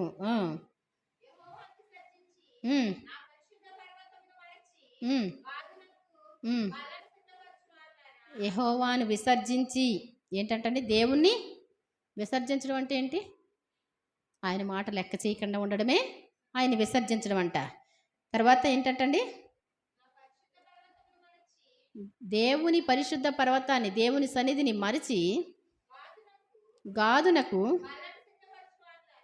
బల్ల అంటే ఏంటో అనుకునేదానండి నేను. ఎక్కడుంది బల్ల? ఏమండి, ప్రభు బల్ల అంటే ఈ బైబిల్లో ఎక్కడుంది ప్రభు బల్ల అంటే? గాదునకు బల్ల ఉంది ఇక్కడ, ప్రభు బల్ల అని. ఏమండి, దెయ్యములు బల్లలోనిది, ప్రభు బల్లలోనిది అంటాడు. బల్ల మీద పెట్టిన దాన్ని, అంతేగాని ప్రభు బల్ల కాదండి. అది ప్రభు యొక్క శరీరం అనాలి మనం. అంటే అందరికీ నోటెడ్డ అలవాటు అయిపోయినాయి కదా. గాదునకు బల్లను సిద్ధపరచువారులారా,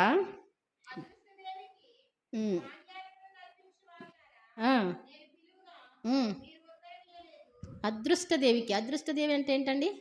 ఈ రోజు చేస్తే మీకు కలిసి వస్తుందండి, ఇలా చేస్తే కలిసి వస్తుందండి, ఈ బాబు ఎదురొస్తే కలిసి వస్తుందండి. అదృష్టం అండి. ఏంటంట? అదృష్టదేవికి పానీయార్పణలు అర్పించి వార్లారా, అమ్మ అలా చేయకూడదు అని చెప్తే పట్టించుకోలే మీరు. ఉమ్. నేను మాట్లాడగా మీరు ఆలకింపక, ఉమ్, మీరు ఎవరి మాట అయినా వినకుండా ఉన్నారు అంటే అర్థం ఏంటి? వాళ్ళు మీకు నచ్చలేదని అర్థం. అంతేనా కదా? దేవుడు మాట్లాడితేనంట మీరు వినలేదు అంటున్నాడు ఆయన. నాకు నచ్చని దాన్ని చేశారు అంటారు. మీ ఇష్టమైంది మీరు చేసుకుంటున్నారు. నేను చెప్పాను ఇది తప్పమ్మా అని చెప్తున్నాను, ఇది కరెక్ట్ అని చెప్తున్నా. అంటే దర్శనంలో వచ్చి చెప్పాలా? లేకపోతే ఒక ప్రవక్త అహంభూని ప్రవర్తించాలి.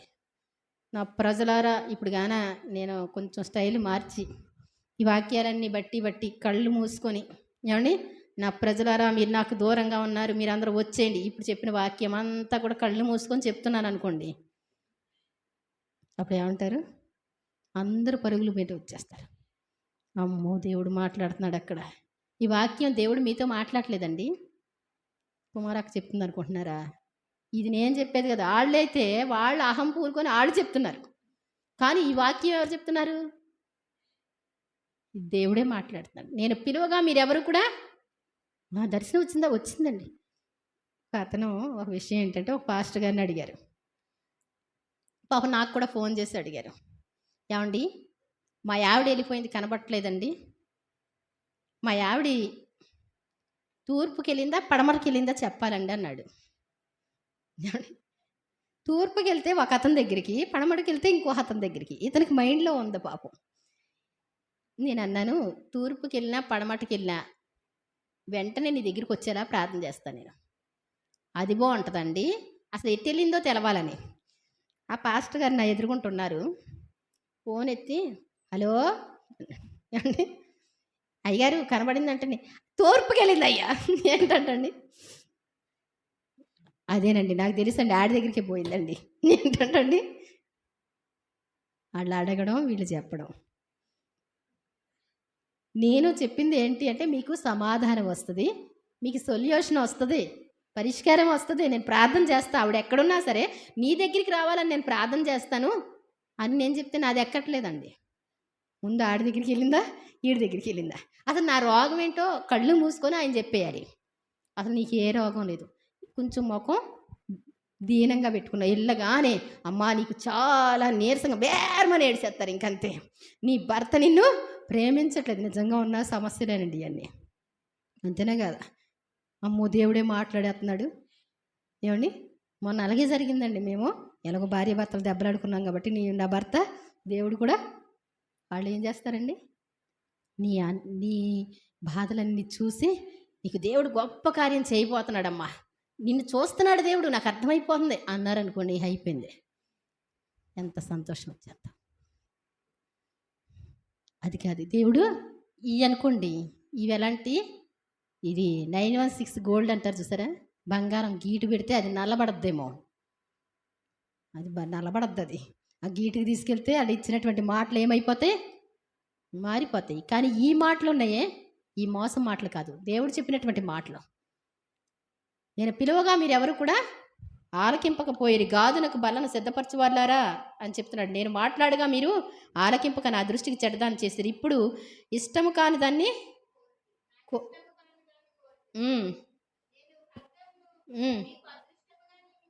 ఏంటంటండి, ఇప్పుడు దాకా మీరు ఏం చేశారు? నా మాట అస్సలు అమ్మ రండి అంటే మీరు వింటలేదు. మీకు అదృష్టం అంటే బాగా ఇష్టం కదా. మీ అదృష్టం ఎలా వస్తుంది సార్? ఖడ్గం అంటే ఏంటి? ఒక రోగం వస్తుంది, చచ్చిపోతారు. అర్థమవుతుందండి? దేవుని మాటల ప్రకారమే ఆనందించండి, దేవుని కోసమే ఉండండి. ఖడ్గం కానీ తెగులు కానీ ఈ లోకంలో వచ్చేటువంటి పరిస్థితులు ఏవైనా సరే దేవునికి వ్యతిరేకంగా ఉన్న వాళ్ళ కోసమే, మన కోసం కాదు. ఎవరి కోసం? మనం వ్యతిరేకంగా ఉంటే మనకి వస్తాయి, అంతేనా కదా? ఖడ్గమును మీకు అదృష్టంగా పెడతాను. నాకు ఏమండి, నిన్ను ఆరాధించే అదృష్టం ఇచ్చావు అంటాడు. ఆ అదృష్టం అనే పదం కూడా నాకు ఇష్టం లేక అవకాశం ఇచ్చావు నాయన అని పెట్టుకున్నాను నేను. అదృష్టదేవి అనే వాళ్ళకి ఇష్టం అండి, అది ఒక దేవతే. తమ సొంత శక్తి మీద ఆధారపడతారు. అదృష్టదేవికి అర్పణలు అర్పిస్తూ ఉంటారంట. లక్ అనమాట అదంతా కూడా. ఉమ్. ఏంటంటండి, వదకు లోనవుతారు మీరందరూ. శిక్షించేవాడు ఎవరు? ఎవరండి శిక్షించేవాడు? మీకు ఒకటి చిన్నది అర్థం అవ్వాలి. మీకు ఒక రోగం వచ్చిందనుకోండి, ఆ రోగం ఎవరు పంపిస్తే వస్తుంది? దేవుడు అనుమతి ఇస్తేనే వస్తుంది. అర్థమవుతుందా? దేవుడు అనుమతి ఇస్తే వస్తాయి. మళ్ళీ ఎవరు తీసేయాలి దాన్ని? మరి మధ్యలో వాళ్ళ దగ్గరికి వెళ్తే పోద్దండి? మధ్యలో వాళ్ళ దగ్గరికి వెళ్తే పోద్దా? సరువుకి ఇంత కాలు మీద కురిపేసిందండి. నాకు ఇంతవరకు కురుపు అన్నది రాలేదు. 2-3 రోజుల నుంచి చూపిస్తుంది. ఎర్రగొంది చూడు అంటుంది. అన్నయ్యకి కూడా అలా ఉండేదంటండి ఒక కురుపు.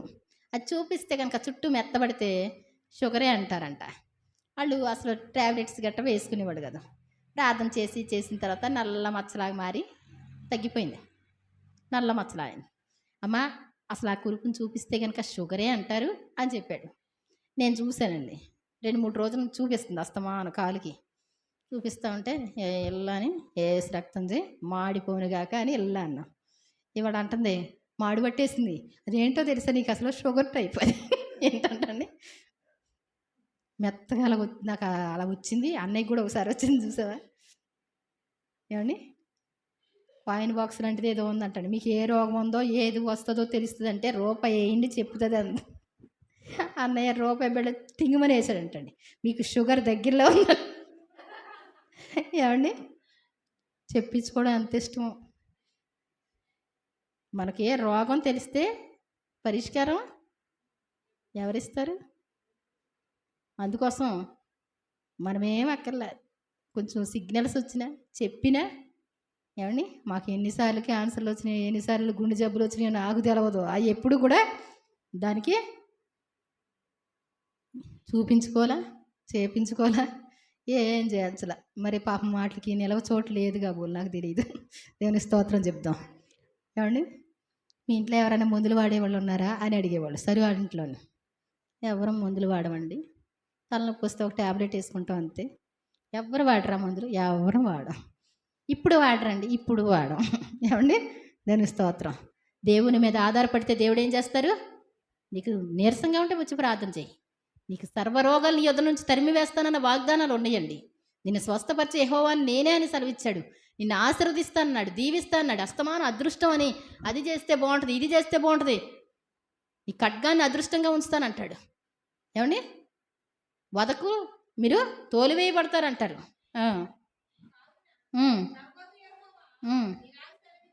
కావున ప్రభు అయిన యెహోవా ఇలాగ సెలవిచ్చుచున్నాడు, ఆలకించండి ఒకసారి. నా సేవకులు అంటే ఎవరు? కుమారక్క కాబోలు. అలాగే అక్కర్లా. మీరు దేవుని సేవిస్తున్నారా? దేవుణ్ణి ప్రార్థిస్తున్నారా? దేవుణ్ణే నమ్ముకున్నారా? మీరు ఆయన సేవకులే. నా సేవకులు. దేవుని స్తోత్రం చెప్దాం. నిన్ను ఆకలి పెట్టడు దేవుడు ఎప్పుడు కూడా. ఆకలి కొననివ్వడు దేవుడు. దేవుడు ఏం చేస్తాడు? నా సేవకులు మీరందరూ ఇష్టం వచ్చినట్టు మీ ఇష్టం వచ్చినట్టు చేస్తున్నారు. నా సేవకులు నా ఇష్ట ప్రకారం చేస్తారు.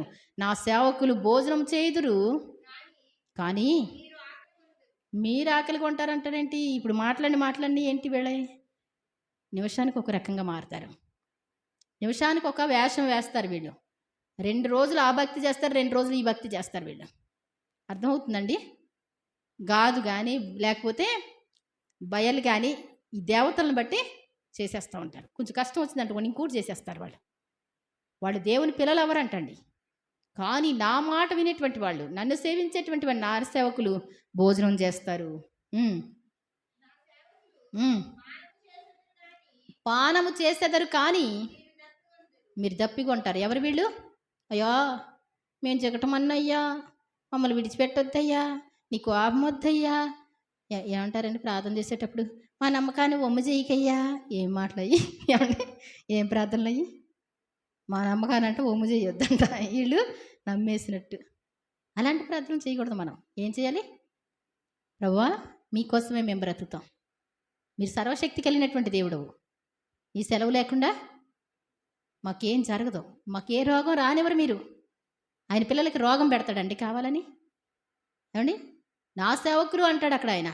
నీవు ఆయన బిడ్డగా ఉంటే నీకు క్షేమమే ఇస్తాడు దేవుడు, నీకు సంతోషమే ఇస్తాడు దేవుడు. నిన్ను ఆశీర్వదించడానికి నీవు కనిపెట్టడం మంచిది.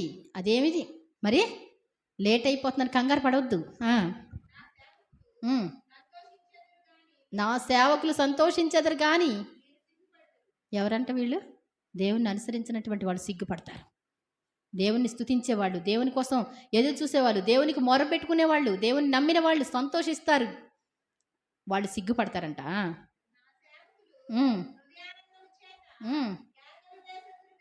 ఏంటంటండి? హృదయానందము చేత కేకలు వేసేద్దరు అంటే ఏంటి? చాలా సంతోషం. ఏది చూసినప్పటికి కూడా ఆశీర్వాదాలే, ఏది చూసినప్పటికి కూడా మేలే. ఏమండి? ఒకవేళ కష్టం వచ్చితే ఏమంటారు వాళ్ళు? ఇదంతండి దేవుడు తీసేస్తాడు. ఏమండి? నీకేమి రానివాడు దేవుడు. దేవుని స్తోత్రం చెప్దాం. నువ్వు దేవుని అందు భయభక్తులు కలిగి ఉంటే, దేవుణ్ణి నమ్ముకొని ఉంటే, నీ ఎడల ఆయన కార్యాలు ఎంతో సఫలం చేస్తాడు. నీ మొర్ర ఎప్పుడు వింటాడు ఆయన, నిన్ను త్రోసివేయడు ఆయన, గుర్తుపెట్టుకోవాలి.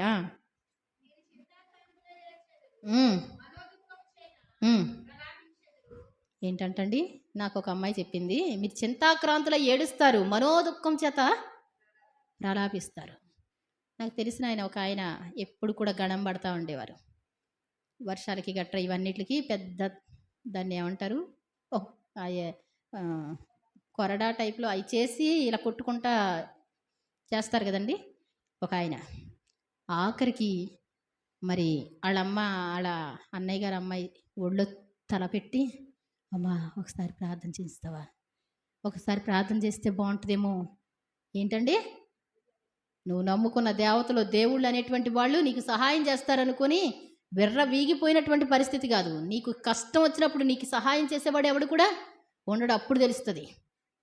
ఒక ఆవిడ చెప్పింది, అమ్మా నా దేవతల్లో ఎవ్వరూ రాలేదు, యేసు ప్రభు ఇంత బూందీ తీసుకొచ్చి నా చేతిలో పెట్టారమ్మా, లడ్డు, రోజు పూజ చేసేది, ఎవ్వరు రాలా, నేను వెళ్ళి ప్రార్థన చేస్తూ ఉండేదాన్ని. ఆ యేసు ప్రభు వచ్చి ఇంత బూందీ పెట్టాడమ్మా, మరి ఏమో దేవుడు మరి కనికరించాలని ఎంతో ప్రార్థన చేసేదాన్ని. నాకు అసలు ఏమీ అవన్నీ తెలియదు. ఆవిడకి బోన్ క్యాన్సర్ ఇలా సగం ఇలా కట్ అయిపోయి వచ్చిందండి. రోజు నేను ప్రార్థన చేస్తుంటే ఆవిడ చేసేది పూజలు ఎక్కువగా. అర్థమవుతుందా? కాబట్టి ఏంటంటే దేవుడు తప్ప ఎవరు సహాయం చేయరు. దేవుడు ప్రేమికుడు. కాబట్టి దేవుడు మనం మన ఇష్టానుసారమైనటువంటి జీవితాలు జీవించొద్దు. దేవుడు మనలో ఉండడానికి ఇష్టపడతాడు. మన శరీరాన్ని అపవిత్రం మనం చేసుకోకూడదు. పోవుడి అచ్చటి నుంచి వెళ్ళిపోండి, అపవిత్రమైన దేన్ని ముట్టొద్దు అంటాడు దేవుడు. ఎందుకని? అపవిత్రమైనది ఏది నీలోకి రాకూడదు. దేవుడు నీలో ఉంటాడు, అపవిత్రమైన మాటలు రాకూడదు, చెడ్డ తలంపులు నీకు రాకూడదు, అందరు చేసినట్టు నువ్వు చేయకూడదు. అర్థమవుతుందండి? ప్రత్యేకింపబడినటువంటి జీవితం కావాలి మనకి.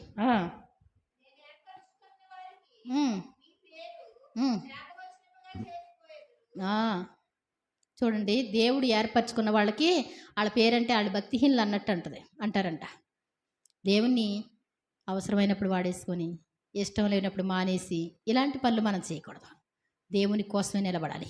మీరు ఏది చెప్తే అది చేస్తాను, దేవుని మాటలో ప్రక్కకి పెట్టకూడదు అనమాట అండి. అలాగే ఒకసారి చూద్దామండి, 113వ కీర్తన 5వ వచనం ఒకసారి చదువుదాం.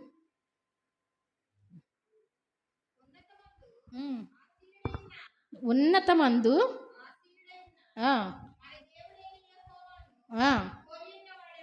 ఆయన లాంటి దేవుడు ఎవరు లేరంట. ఉన్నతమందు ఆసీనుడైనటువంటి వాడు ఆయన ఎక్కడ ఉన్నాడంట? ఆసీనుడిగా ఆకాశమున సింహాసనం, ఆకాశం మొత్తం మీద కూర్చొని ఉన్నాడంట. ఆయన చిన్న కుర్చీ కాదండి, ఆకాశంలో చిన్న సింహాసనం కాదండి, ఆకాశమే ఆయన సింహాసనం అంటండి.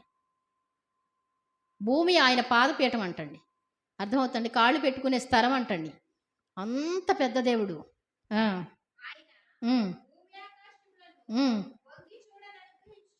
చూడండి, భూమి ఆకాశాలను వంగి చూడ అనుగ్రహిస్తున్నాడు. ఆయన చాలా గొప్ప దేవుడు అయ్యండి. ఇలా జస్ట్ ఇలా చూస్తేనే గొప్ప అంట దేవుడు చూస్తే. దేవుని స్తోత్రం చెప్దాం. అలాంటి దేవుడు చిన్నిగా మారిపోయి నాలా మారిపోయి భూమి మీదకి వచ్చి నా కష్టాలన్నీ భరించడం, ఒమ్ములు వేయించుకోవడం ఇది చిన్న సంగతి అండి. నాకు తెలియక అడుగుతున్నా. ఆయన భూమి ఆకాశాలను తొంగి చూడ అనుగ్రహించెను. ఆయన ఇలా జస్ట్ చూస్తానికి ఇష్టపడితేనే గ్రేట్. అసలు చాలా తీర్పు ఉంటుంది ప్రతి ఒక్కరికి. ఏమండి? మా దేవుడు కాదనుకునే వాళ్ళకి తీర్పు ఉంటుంది, చదువుకోని వాళ్ళకు ఉంటుంది, ఏమండి మా ఇష్టం అనేటువంటి వాళ్ళకు ఉంటుంది, చాలా జాగ్రత్తగా ఉండాలి. చూడండి ఇక్కడ అసలైనటువంటి పదం చెప్తున్నాను. దేవుడు చెప్తున్నాడు ప్రధానులతో. చూడండి ప్రధానులు అంటే ఈ లోకంలో ఉన్నటువంటి వారందరిలో కూడా ఉన్నతమైనటువంటి వారు. ప్రజల ప్రధానులతోనూ కూర్చుండబెట్టడానికి ఆయన నేల నుండి దరిద్రులను లేవనెత్తివాడు. ఈ ప్రధానులతో కూర్చోవడానికి, ఏమండి ఉన్నతంగా దీవించబడడానికి ఎక్కడి నుంచి తీస్తాడంటండి? నేల నుండి దరిద్రులను. ఆ దరిద్రులు మనమే అయ్యవచ్చు. ఉన్నతంగా దేవుడు దీవించడానికి ఇష్టపడుతున్నాడు. నీ దేవుడు గొప్ప దేవుడు, ఎంతకైనా నిన్ను హెచ్చించడానికి సరిపోయినటువంటి వాడు ఆయన. పెంట కుప్పల మీద నుండి ఏంటంటండి? ఇంత కష్టం మా జీవితంలో రాకూడదు. ఎవరన్నా పెడితే తింటామండి. మీరు దేవుడండి. ఎవరినన్నా చూస్తే ఏమండి ఒక బియ్యం బస్తా ఇస్తే ఉంటారండి. దేవుడు అంటే తెలుసా నీకు? దేవుడు పంపిస్తే వచ్చారు వాళ్ళు. దేవుడు అంటే ఎలా చేస్తాడంట? పెంట కుప్పల మీద నుంచి బీదలను పైకెత్తువాడు. పెంట కుప్పల్లో తిరిగినటువంటి వాళ్ళని. యేసన్న గారు ఎక్కడ ఉన్నారు? పెంట కుప్పల్లో పందులు కుక్కలతో కలిసి ఆకుల్లో ఉన్న ఆహారం తినినటువంటి వాడు. తర్వాత ఎలా మారారండి? హోసన్న సాంగ్స్ అంటే ఏమండి, హోసన్న మినిస్ట్రీస్ అంటే ప్రపంచ దేశాలన్నిటికి వెళ్ళేలా చేశాడు దేవుడు. దేవుని స్తోత్రం చెప్దాం. ప్రజలతోనూ ప్రజల ప్రధానులతోనూ కూర్చుండబెట్టడానికి ఏమండి నేల నుండి దరిద్రులను, ఏమండి పెంట కుప్పల మీద నుంచి బీదలను పైకెత్తుతాడంట. నువ్వు నమ్మకంగా ఉండంతే, నీ స్థితి అంతా మారిపోద్ది. ఇక్కడ అంటండి ఆయనకు ఒక స్పెషల్ పేరేంటి? సంతు లేని దానిని ఇల్లాలు. అసలు పుట్టరండి అన్నారు అనుకోండి, ఎలా చేస్తాడంటండి? ఇల్లాలుగా మారుస్తాడంట. కుమారుల సంతోషము గల దేవుడు అంటే ఆయన లక్షణాలన్నీ నీకు అర్థం అవ్వాలి. ఆయన లాంటి దేవుడు లేరని, ఆయన తప్ప దేవుడు లేరని, ఆయన ఎటువంటి వారినైనా దీవిస్తాడని, ఆయన ఎందు నమ్మకంగా ఉంటే మొరపెట్టుకుంటే ఆశీర్వదిస్తారని నువ్వేం చేయాలి? నమ్ముకోవాలి. సంతు లేని దాన్ని ఇల్లాలుగాను, కుమారుల సంతోషం గల తల్లుగాను. కుమారులు అంటే ఈ రోజున ఒక్కళ్ళే, ఒకరు ముద్దు ఇద్దరైతే వద్దు అన్నట్టు మరి మామూలుగా అలా ఉన్నారు కాబట్టి ఒక్కళ్ళే ఉంటున్నారు. కుమారుల సంతోషం గల తల్లిగా హన్నా ప్రార్థన చేసి సమూయేలుని తీసుకొచ్చి దేవుని సన్నిధిలో అప్పచెప్పిన తర్వాత మరలా 6 కుమారులు అంటండి. దేవుని స్తోత్రం చెప్దాం. ఏమండి ఎంత కడకడలు ఆడిపోతాయి ఇళ్ళన్నీ, ఏమండి అవునా కదా? మా పాలకుల సినిమాకి 6 అమ్మాయిలు 2 అబ్బాయిలండి. మొత్తం అందరూ సేవకులు అయిపోయారు. ఏటు చూసినా ఆడపిల్లలు పెరిగిపోయారు, ఏళ్ళ పిల్లలు పెరిగిపోయారు. మొత్తం ఒక యవనస్తులు టీం పెట్టాలంటే మన సంఘం అంటే మన సంఘం ఏముందండి? నమ్మకం 2 కుటుంబాలు కలిసినంత కూడా ఉండదు మనది. పాలకుల్లోళ్ళు ఉత్తినే చిన్న ప్రార్థన పెట్టుకున్నారనుకోండి, 60 మందో 70 మందో గ్యాదర్ అవుతారు. కుటుంబం ఓన్లీ ఫ్యామిలీ మాత్రం 60-70 మంది కూర్చుంటారు. ఈ చర్చ అంత సరిపోద్ది. ప్రతి ఒక్కరికి హాలు ఇలా పెట్టుకోవాలి. అర్థమవుతుందండి? సంతులేని దాన్ని లాలిగాను, కుమారుల సంతోషం గల తల్లిగాను ఆయన చేస్తారు. నిన్ను ఆశీర్వదించడానికి ఇష్టపడే దేవుడు. యెహోవాను స్తుతించుడి. తర్వాత ఒకసారి చూద్దాం. 1 సమూయేలు 2:2 అయిపోయింది అంటే కొంచెం 2 కొటేషన్లు చూపించి ముగిస్తాను.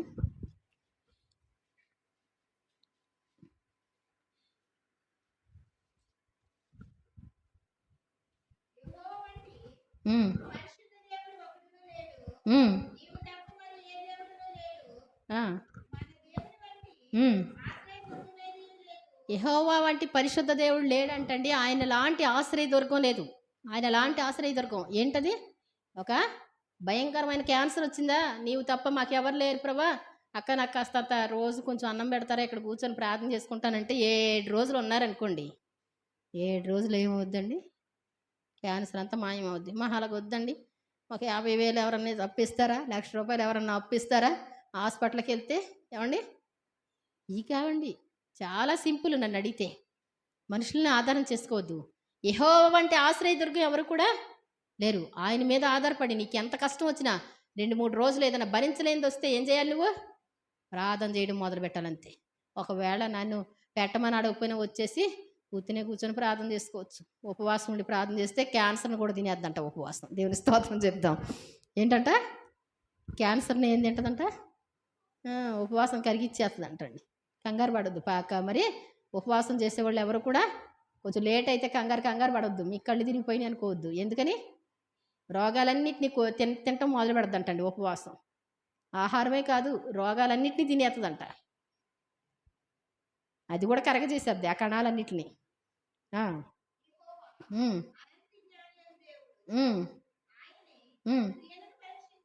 ఆయనే క్రియలను పరీక్షించేవాడు. నీవేం చేస్తున్నావు? కూర్చున్నావా, లేచావా, లేకపోతే ఎవరిని ఏమంటున్నావు, ఎవరికి ఏం పెడుతున్నావు, ఎవరి దగ్గర ఏం దొంగిలిస్తున్నావు, ఎవరికి ఏం మోసం చేస్తున్నావు, ఏ అన్యాయం చేస్తున్నావు, ఏమండి అన్నీ ఎవరు చూస్తున్నారంట తెలుసండి. అలాగని చిన్నపిల్లలు సండే స్కూల్ నేర్పుతా, మరి దేవుడు అన్ని చూస్తూ ఉంటాడు, ఆకాశం నుండి మనల్ని చూస్తాడు, మనం ఆలోచించి దాన్ని కూడా చూస్తాడు అని చెప్పి అన్నీ చెప్పిన తర్వాత నువ్వు ఎక్కడ కూర్చున్నా ఆయన చూస్తూ ఉంటాడని చెప్పారంటండి. ఈ వాక్యం ఎంతమందికి పట్టుబడిందో టెస్టింగ్ చేద్దాం అనుకున్నారంటండి. అక్కడ అరటిపళ్ళు ఉంటే అరటిపళ్ళని ఏం చేశారంటండి, తలా చేతిలో పెట్టారు 10 మంది పిల్లలకి. పెట్టి ఒరేయ్ ఎవరు చూడకుండా తినాలిరా అన్నారంటండి. ఏమని మంచి తెలివితేటలోడు ఆ సందులోకి వెళ్ళి తినేసి వచ్చాడంటండి. ఇంకోడు ఆ బీరువాల చాటుకి వెళ్ళి తినేసి వచ్చాడంట. అందరూ తినేశారంట. ఒకడంట పట్టుకొచ్చాడంట. ఎరా అంటే ఏ ప్లేస్ దొరకలేదా? కాదండి, దేవుడు చూస్తారని చెప్పారు కదండి. ఎప్పుడు చూస్తూనే ఉంటారు కదా, దేవుడు చూస్తాడు కదా. మనుషులు చూడరు కానీ దేవుడు చూస్తాడు. నువ్వు చేసే ప్రతి పనిని ఎవరు చూస్తారు? అటు ఇటు చూసేసి పనులు చేసేస్తే. ఏమండి అననీయ సప్పీరా ఏం చేశారండి? ఏమండి ఎవరితో చెప్పకండి, ఈ డబ్బులు ఇంకొక మాట నోట వినబడకూడదు, చాలా జాగ్రత్త. నాకు తెలుసు, మీకు తెలుసు, అంతే. ఏమండి అంతేనా? మళ్ళీ మాట మార్చుకే. అక్కడికి వెళ్ళిన తర్వాత చాలా జాగ్రత్త. ఎంతకే అమ్మారా అంటే ఎంతకే. అమ్మినోడితో కూడా ఏమన్నారు? ఎంత అని చెప్పయ్యా, చాలా జాగ్రత్తగా ఉండి ఎంత అని చెప్పు అన్నారు. ఈ డబ్బులు పెట్టుకొని అంతేలే మా ఆవిడ కూడా వచ్చి అంతే చెప్పుద్ది అని తీసుకెళ్ళాడు. ఆ డబ్బులు తీసుకెళ్ళి ఇదిగో అయ్యా అన్నారు. అననయ్యా ఈ నీ పొలం ఇంతకీ అమ్మేవా నువ్వు అన్నాడు. ఎవరు? పేతురు గారు. అంతకే అమ్మేవయ్యా. ఎందుకని నీ భార్య నువ్వు ఎందుకు కూడబలుక్కున్నారు? దేవుడు చూస్తాడు, చాలా జాగ్రత్త. గోడకు చెవులు అంటారు, గోడకు చెవులని కాదు, దేవుడు వింటాడు. దేవుని స్తోత్రం చెప్దాం. నువ్వు సీక్రెట్ అనేటువంటిది పాపమైన శాపమైన ఏదైనా పడద్ద శిక్ష పడితే మనుషులకైతే తక్కువే, దేవుడు శిక్ష నుంచి తప్పించుకోలేము. అంతేనా కదా? ఎక్కడి నుంచి వచ్చేస్తున్నాయి మా ఇంట్లో ఇన్ని శోధనలు ఎలా వచ్చేస్తున్నాయి అండి? ఏమండి సముద్రం మీద శోధన వచ్చిందంట. ఇది ఎవరిని బట్టి వచ్చింది? ఆడకు కూడా అర్థమైందంటండి. యోనా గారి దగ్గర ఏమంటారు, ఇది ఎవరిని బట్టి వచ్చింది అంటే నన్ను బట్టే వచ్చింది, నన్ను ఎత్తి సముద్రంలో పడేయండి. ఏంటంటండి, ఒక వ్యక్తిని బట్టి సముద్రం మీద గొడవలు వచ్చేస్తాయంట, సముద్రం మీద తుఫాను వచ్చేద్దంట. ఎవరిని బట్టి వర్షం కురవట్లేదురా అంటే ఒకడు ఉంటాడు, ఎవరిని బట్టి కురిసిందిరా అంటే ఒకడు ఉంటాడు. అర్థమవుతుందండి? నన్ను ఎత్తే అందుట్లో పడేయండి సముద్రం నీ మిక్కిలి నెమలిచిందంట. అమ్మో వాళ్ళ దేవుడు ఎంత గొప్ప దేవుడు, యెహోవా అంట. బలులు అర్పించారు, ప్రార్థన చేశారు, ఈ దోషాలు మా మీదకి రానివ్వకూడదు ప్రభు అని గుర్తుపెట్టుకోవాలి. ఏం చేస్తాడు దేవుడు? నువ్వు పాపం చేస్తే యుద్ధానికి వెళదామంటే యుద్ధానికి వెళ్ళిన తర్వాత ప్రభువా ఏంటి అసలు మాతో ఉంటానని సెలవిచ్చారు మీరు. యెహోషాపాతు ప్రార్థన చేస్తున్నాడు, ఉపవాసం ఉండి బోర్లబడి ప్రార్థన చేస్తున్నాడు, సాష్టాంగ నమస్కారంతో ప్రార్థన చేస్తున్నాడు, ధూళి వేసుకుంటా ఉన్నాడు, ప్రార్థన చేస్తూ ఉన్నాడు. కాసేపు తర్వాత దేవుడు మరి సాయంత్రం వరకు ప్రార్థన చేసిన తర్వాత దేవుడు మాట్లాడుతూ ఉన్నారు. ఏంటంటే నీ సమాజంలో ఒకడు తప్పు చేశాడు, శపితమైన దాన్ని తెచ్చుకోవద్దని చెప్పాను, అది తెచ్చుకున్నాడు. ఏంటంటండి తెచ్చుకున్నాడు. తప్పు చేశారు ఒకళ్ళు తప్పు చేస్తే ఏంటయ్యా బాబు 100 మంది పడిపోతున్నారు, చచ్చిపోతున్నారు, అసలు మాకు ఎందుకయ్యా ఇంత, మాతో వస్తానని చెప్పారు కదయ్యా అంటే ఆ పాపాన్ని ఏం చేయాలి? నువ్వు తీసేయాలి. భర్త ఒకడు పాపం చేస్తున్నాడు సీక్రెట్గా, కుటుంబం ఏమైపోతుంది? తల్లడిల్లిపోద్ది. అక్క కొంచెం పట్టుదల ప్రయత్నం అక్క. ఏమని పట్టుదల అంటే ఏంటండి నాకు తెలీదు. రాసిందే రాసి ఈటీవీ న్యూస్ లాగా, అంతేనా? పట్టుదల అంటే ఏంటి? గజిగుజి చింతల్ని దీవించండి, గజిగుజి చింతల్ని దీవించండి. మీ ఆయన గారు మోకరించారు అనుకో, గజిగుజి చింతల్ని దీవించండి ఏమంటాడు ఆయన? ఏమంటాడు? కొన్ని రెండు నిమిషాలు ఉండి ఏమంటారండి? దేవుడికి వేరే అని కాదండి, నీ భర్తకే విసుకొచ్చేద్ది, నీ పక్కన వాళ్ళకే విసుకొచ్చేద్ది, దేవుడికి విసుకురాదండి. అవునా? ఎలా చేయాలి ప్రార్థన? మమ్మల్ని అందరినీ దీవించిన ఆయన నీలో పెట్టుకోండి ఆయన, మేము పాపంలో ఉండకూడదు నాయనా అని ప్రార్థన చేసుకోవాలి. అంతేకాని ఏంటి పట్టుదల అంటే ఏంటి? రండి ఇప్పుడు మాత్రం పట్టు వచ్చింది మనకి. ఏంటంట దీనికోసమే చేయాలి, దీనికోసమే చేయాలి, మాట్లాడితే దీనికోసం చేయాలి, విన్నాం కదా అనిపిస్తుంది, చేశారు కదా అనిపిస్తుంది. అబ్బో నలిగిపోయినట్టు ఉంటుంది మనకు కూడా. ఒక ఆవిడ 11 గంటలకు ఫోన్ చేసింది. అక్క, మా ప్రక్కన వాడితో మాకు చాలా గొడవలు ఉన్నాయి అక్క, నేను వెళ్ళిన చోట ఇలా మాట్లాడారక్క, వాళ్ళక్క ఇలా అన్నారక్క, నేను ఇలా అన్నానక్క అంటే ఇంకేదో మాట వస్తుందంటే వాళ్ళు అలా అన్నారక్క, నేను ఇలా అన్నానక్క. ఏమండి నేనే వింటాం తేడాయా, కొంచెం మత్తులో ఏమన్నా ఉన్నానా అనుకుంటున్నాను నేను. సరే అంటది, ఏంటి చెప్పిందే 10 సార్లు చెప్తున్నారేంటి? అది రిపీట్ అవుతానే ఉంది, మళ్ళీ రిపీట్ అవుతుంది, మళ్ళీ నేను సరిగ్గా వినలేదు అనుకుంటున్నాను. పట్టుదల అంటే అది కాదు. దేవుని స్తుతించాలి, దేవుని గనపరచాలి, నీ అవసరం చెప్పుకో, ఆయన దగ్గరికి నీ ప్రార్థన అంతా వెళ్ళిపోద్ది. అంతేగాని ఇహ దేవా నువ్వు గొప్ప దేవుడు అని కానీ, సర్వశక్తివంతుడని కానీ, మీరు దేవుడు నాయన అని ఏ చిన్న పదాలు చెప్పకుండా, తండ్రి వాళ్ళు వచ్చారు గొడవకి, మీరు చూడాలంతే, మీ శక్తి కనపరచాలంతే, వాళ్ళు వచ్చారు గొడవకి, ఏమండి ఆపేయమని చాలు. ఏమండి ఏమంటారండి? అంతేనా కాదండి? నేను చెప్పేది కరెక్టేనా? ఎస్ఐ గారి దగ్గరికి వెళ్ళి వాళ్ళు కొట్టారండి, నేను ఏం మాట్లాడలేదండి, వాళ్ళు కొట్టారండి నన్ను, నేనేం మాట్లాడలేదని అంటున్నాం అనుకోండి, ఏమంటాడు? ఏమంటాడండి? పట్టుదల ప్రార్థన అంటే కనిపెట్టుకొని చక్కగా దేవుని స్తుతించడం నేర్చుకోవాలి, దేవుణ్ణి ఆరాధించడం నేర్చుకోవాలి, దేవుణ్ణి గణపరచడం నేర్చుకోవాలి. మాట్లాడిందే మాట్లాడి, పాడిందే పాడి, ఏమండి అలా చేయకూడదు. దేవుడు అంటే చాలా గొప్ప దేవుడు, చిన్న దేవుడు అనుకుంటున్నారా ఏంటి? ఎస్ఐ గారి దగ్గరికి వెళ్ళి పెద్ద గొడవ జరిగితే ఇక కాగితాలు ఇన్ని రాసేసి తీసుకెళ్ళేవనుకో, పెద్ద గొడవగా ఏం చేస్తారండి ఆయన? తర్వాత చూద్దాం ఆగు, చెప్పకూడదు ఎక్కువ. ఏం చేయాలి? నీకు జరిగినటువంటి విషయాన్ని ఏం చేయాలి? నీ అడ్రస్సు, నీ పేరు రాసి, నేను సింపుల్గా అనమాట ఆ యొక్క విశేషం అని ఆ యొక్క పదాలు చక్కగా కొంచెం సింపుల్గా రాసినప్పుడు ఆయన పిలిచి ఏంటమ్మా అని అడుగుతారు. అంతేనండి. అంతేగాని నాకు రాత్రం వచ్చింది కానీ 10 పేపర్లు రాసుకొని తీసుకెళ్ళేవనుకో గొడవ అంతా, ఏమండి అలాంటి ప్రార్థనలు దేవునికి ఇష్టం ఉండవు. దేవుని స్తుతించడం మంచిది, దేవుణ్ణి ఆరాధించడం మంచిది, అన్నీ నేర్చుకోవాలి. దేవుడు అంటే చాలా గొప్ప దేవుడు. ఈ లోకంలో ఉన్న చట్టాలన్నీ, ఏమండి ఎస్ఐలు, సిఐలు, డిఎస్పీలు, ఏమండి కలెక్టర్లు, ప్రధానమంత్రులు, వీళ్ళు ఎవరి దగ్గరైనా నీ ఇష్టం వచ్చినట్టు మాట్లాడుకో, కానీ దేవుని దగ్గర ఇష్టం వచ్చినట్టు మాట్లాడుకోకు. ఏమండి చక్కగా రావాలి దేవుని సన్నిధికి, మంచిగా రావాలి దేవుని సన్నిధికి. ఆయన ఉన్నప్పుడు ఎంతో వినయంతో విధేయతతో ఉండటం మంచిది అనమాట అండి. తర్వాత 2 చూడనా, సమూయేలే, మొదటి సమూయేలే 2వ అధ్యాయం 7వ వచనం, సారీ.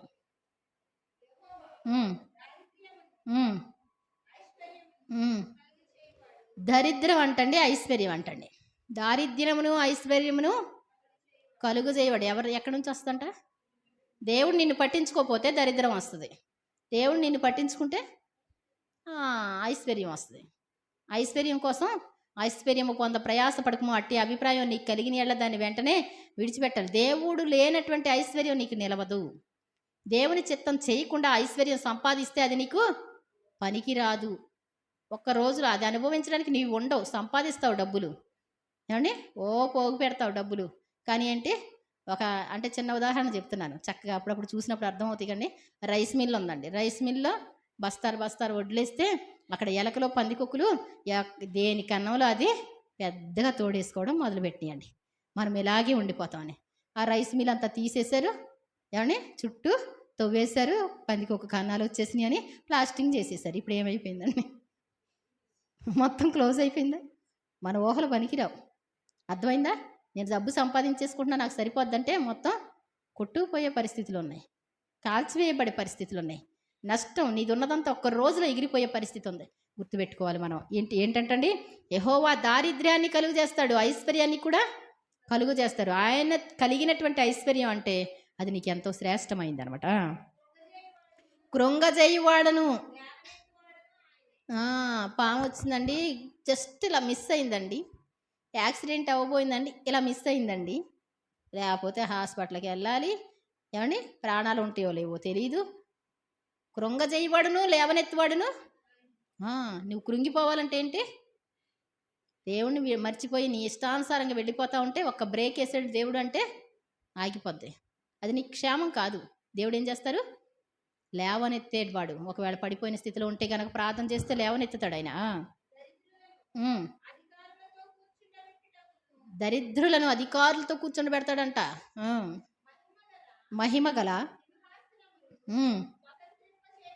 మహిమగల సింహాసనాన్ని స్వతంత్రింప చేయుటకు వారిని మంటిలో నుండి. ఇందాక చదివిన వాక్యంలానే ఉంది కదా. ఇది హన్నా ప్రార్థన చేస్తా చక్కగా. అలా ప్రార్థన చేస్తే ఎలా ఉండాలంటే హన్నా ప్రార్థన 2వ అధ్యాయంలో ఉంటుంది, నేర్చుకోవాలి. మన ప్రార్థనలో దానియేలు గారి ప్రార్థన ఎలా ఉంది, మోషే గారి ప్రార్థన ఎలా ఉంది, హన్నా గారి ప్రార్థన ఎలా ఉంది నేర్చుకోవాలి. అంతేగాని మనం ఇష్టం వచ్చినట్టు చేస్తే ఆ ప్రార్థనలకి దేవుడు సంతోషపడ్డు. మంచి దేవుని గుణగణాలన్నీ నేర్చుకుని మనం ప్రార్థన చేయాలి.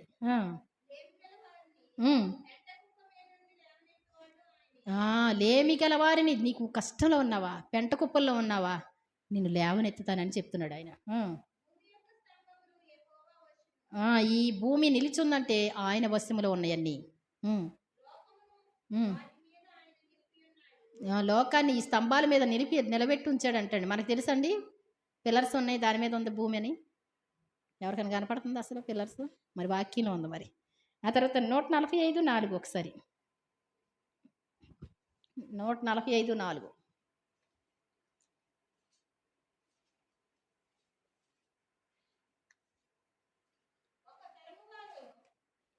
కీర్తనలు 145:4 అంతే.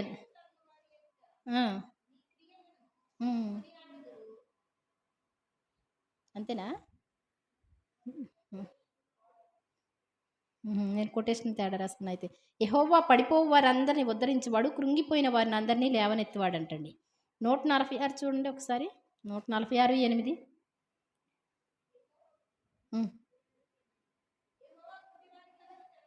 యెహోవా గ్రుడ్డి వారి కన్నులు తెరవజేయవాడు. అంటే చూస్తూ ఉన్నప్పటికి కూడా మన కళ్ళు ఉన్నాయి అనుకుంటున్నాం. దేవుని కార్యాలు చూడలేని పరిస్థితిలో ఉంటే కనుక ప్రభు నా కళ్ళు తెరవండి అయినా అంటే దేవుడు ఏం చేస్తారు? మన కళ్ళు తెరిపిస్తారంట. యెహోవా కృంగిన వారిని లేవనెత్తువాడు, యెహోవా నీతిమంతులను ప్రేమించేవాడు. నువ్వు దేవుని అందు భయభక్తులు కలిగి ఉంటే నిన్ను ప్రేమిస్తాడు ఆయన. అలాగే మరి 147:6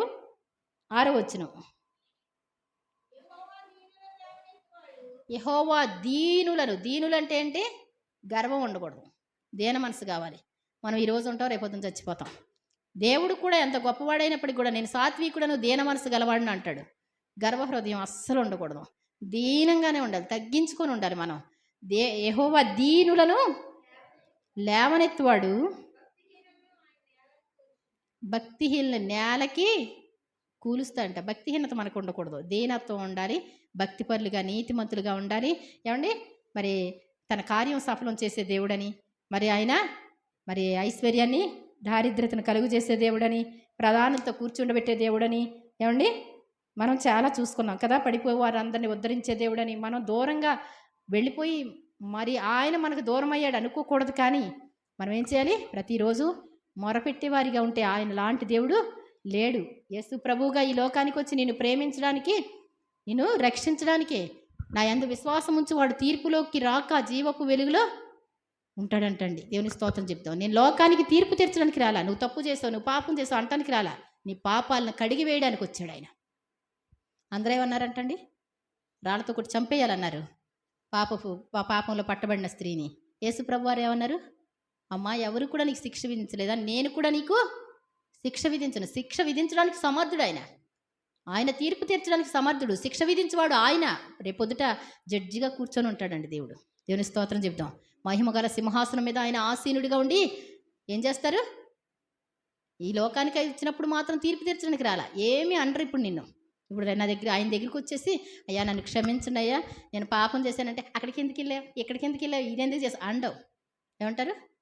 నేను చాలా చేశానయ్యా, చెప్పుకోలేనని చేశానయ్యా అంటే నేను క్షమిస్తాడు. కానీ ఇప్పుడుగానా నోరు మూసుకొని ఊరుకొని కప్పి పెడితే దేవుని దగ్గర అక్కడ జడ్జిమెంట్లో బయటపడతాయి.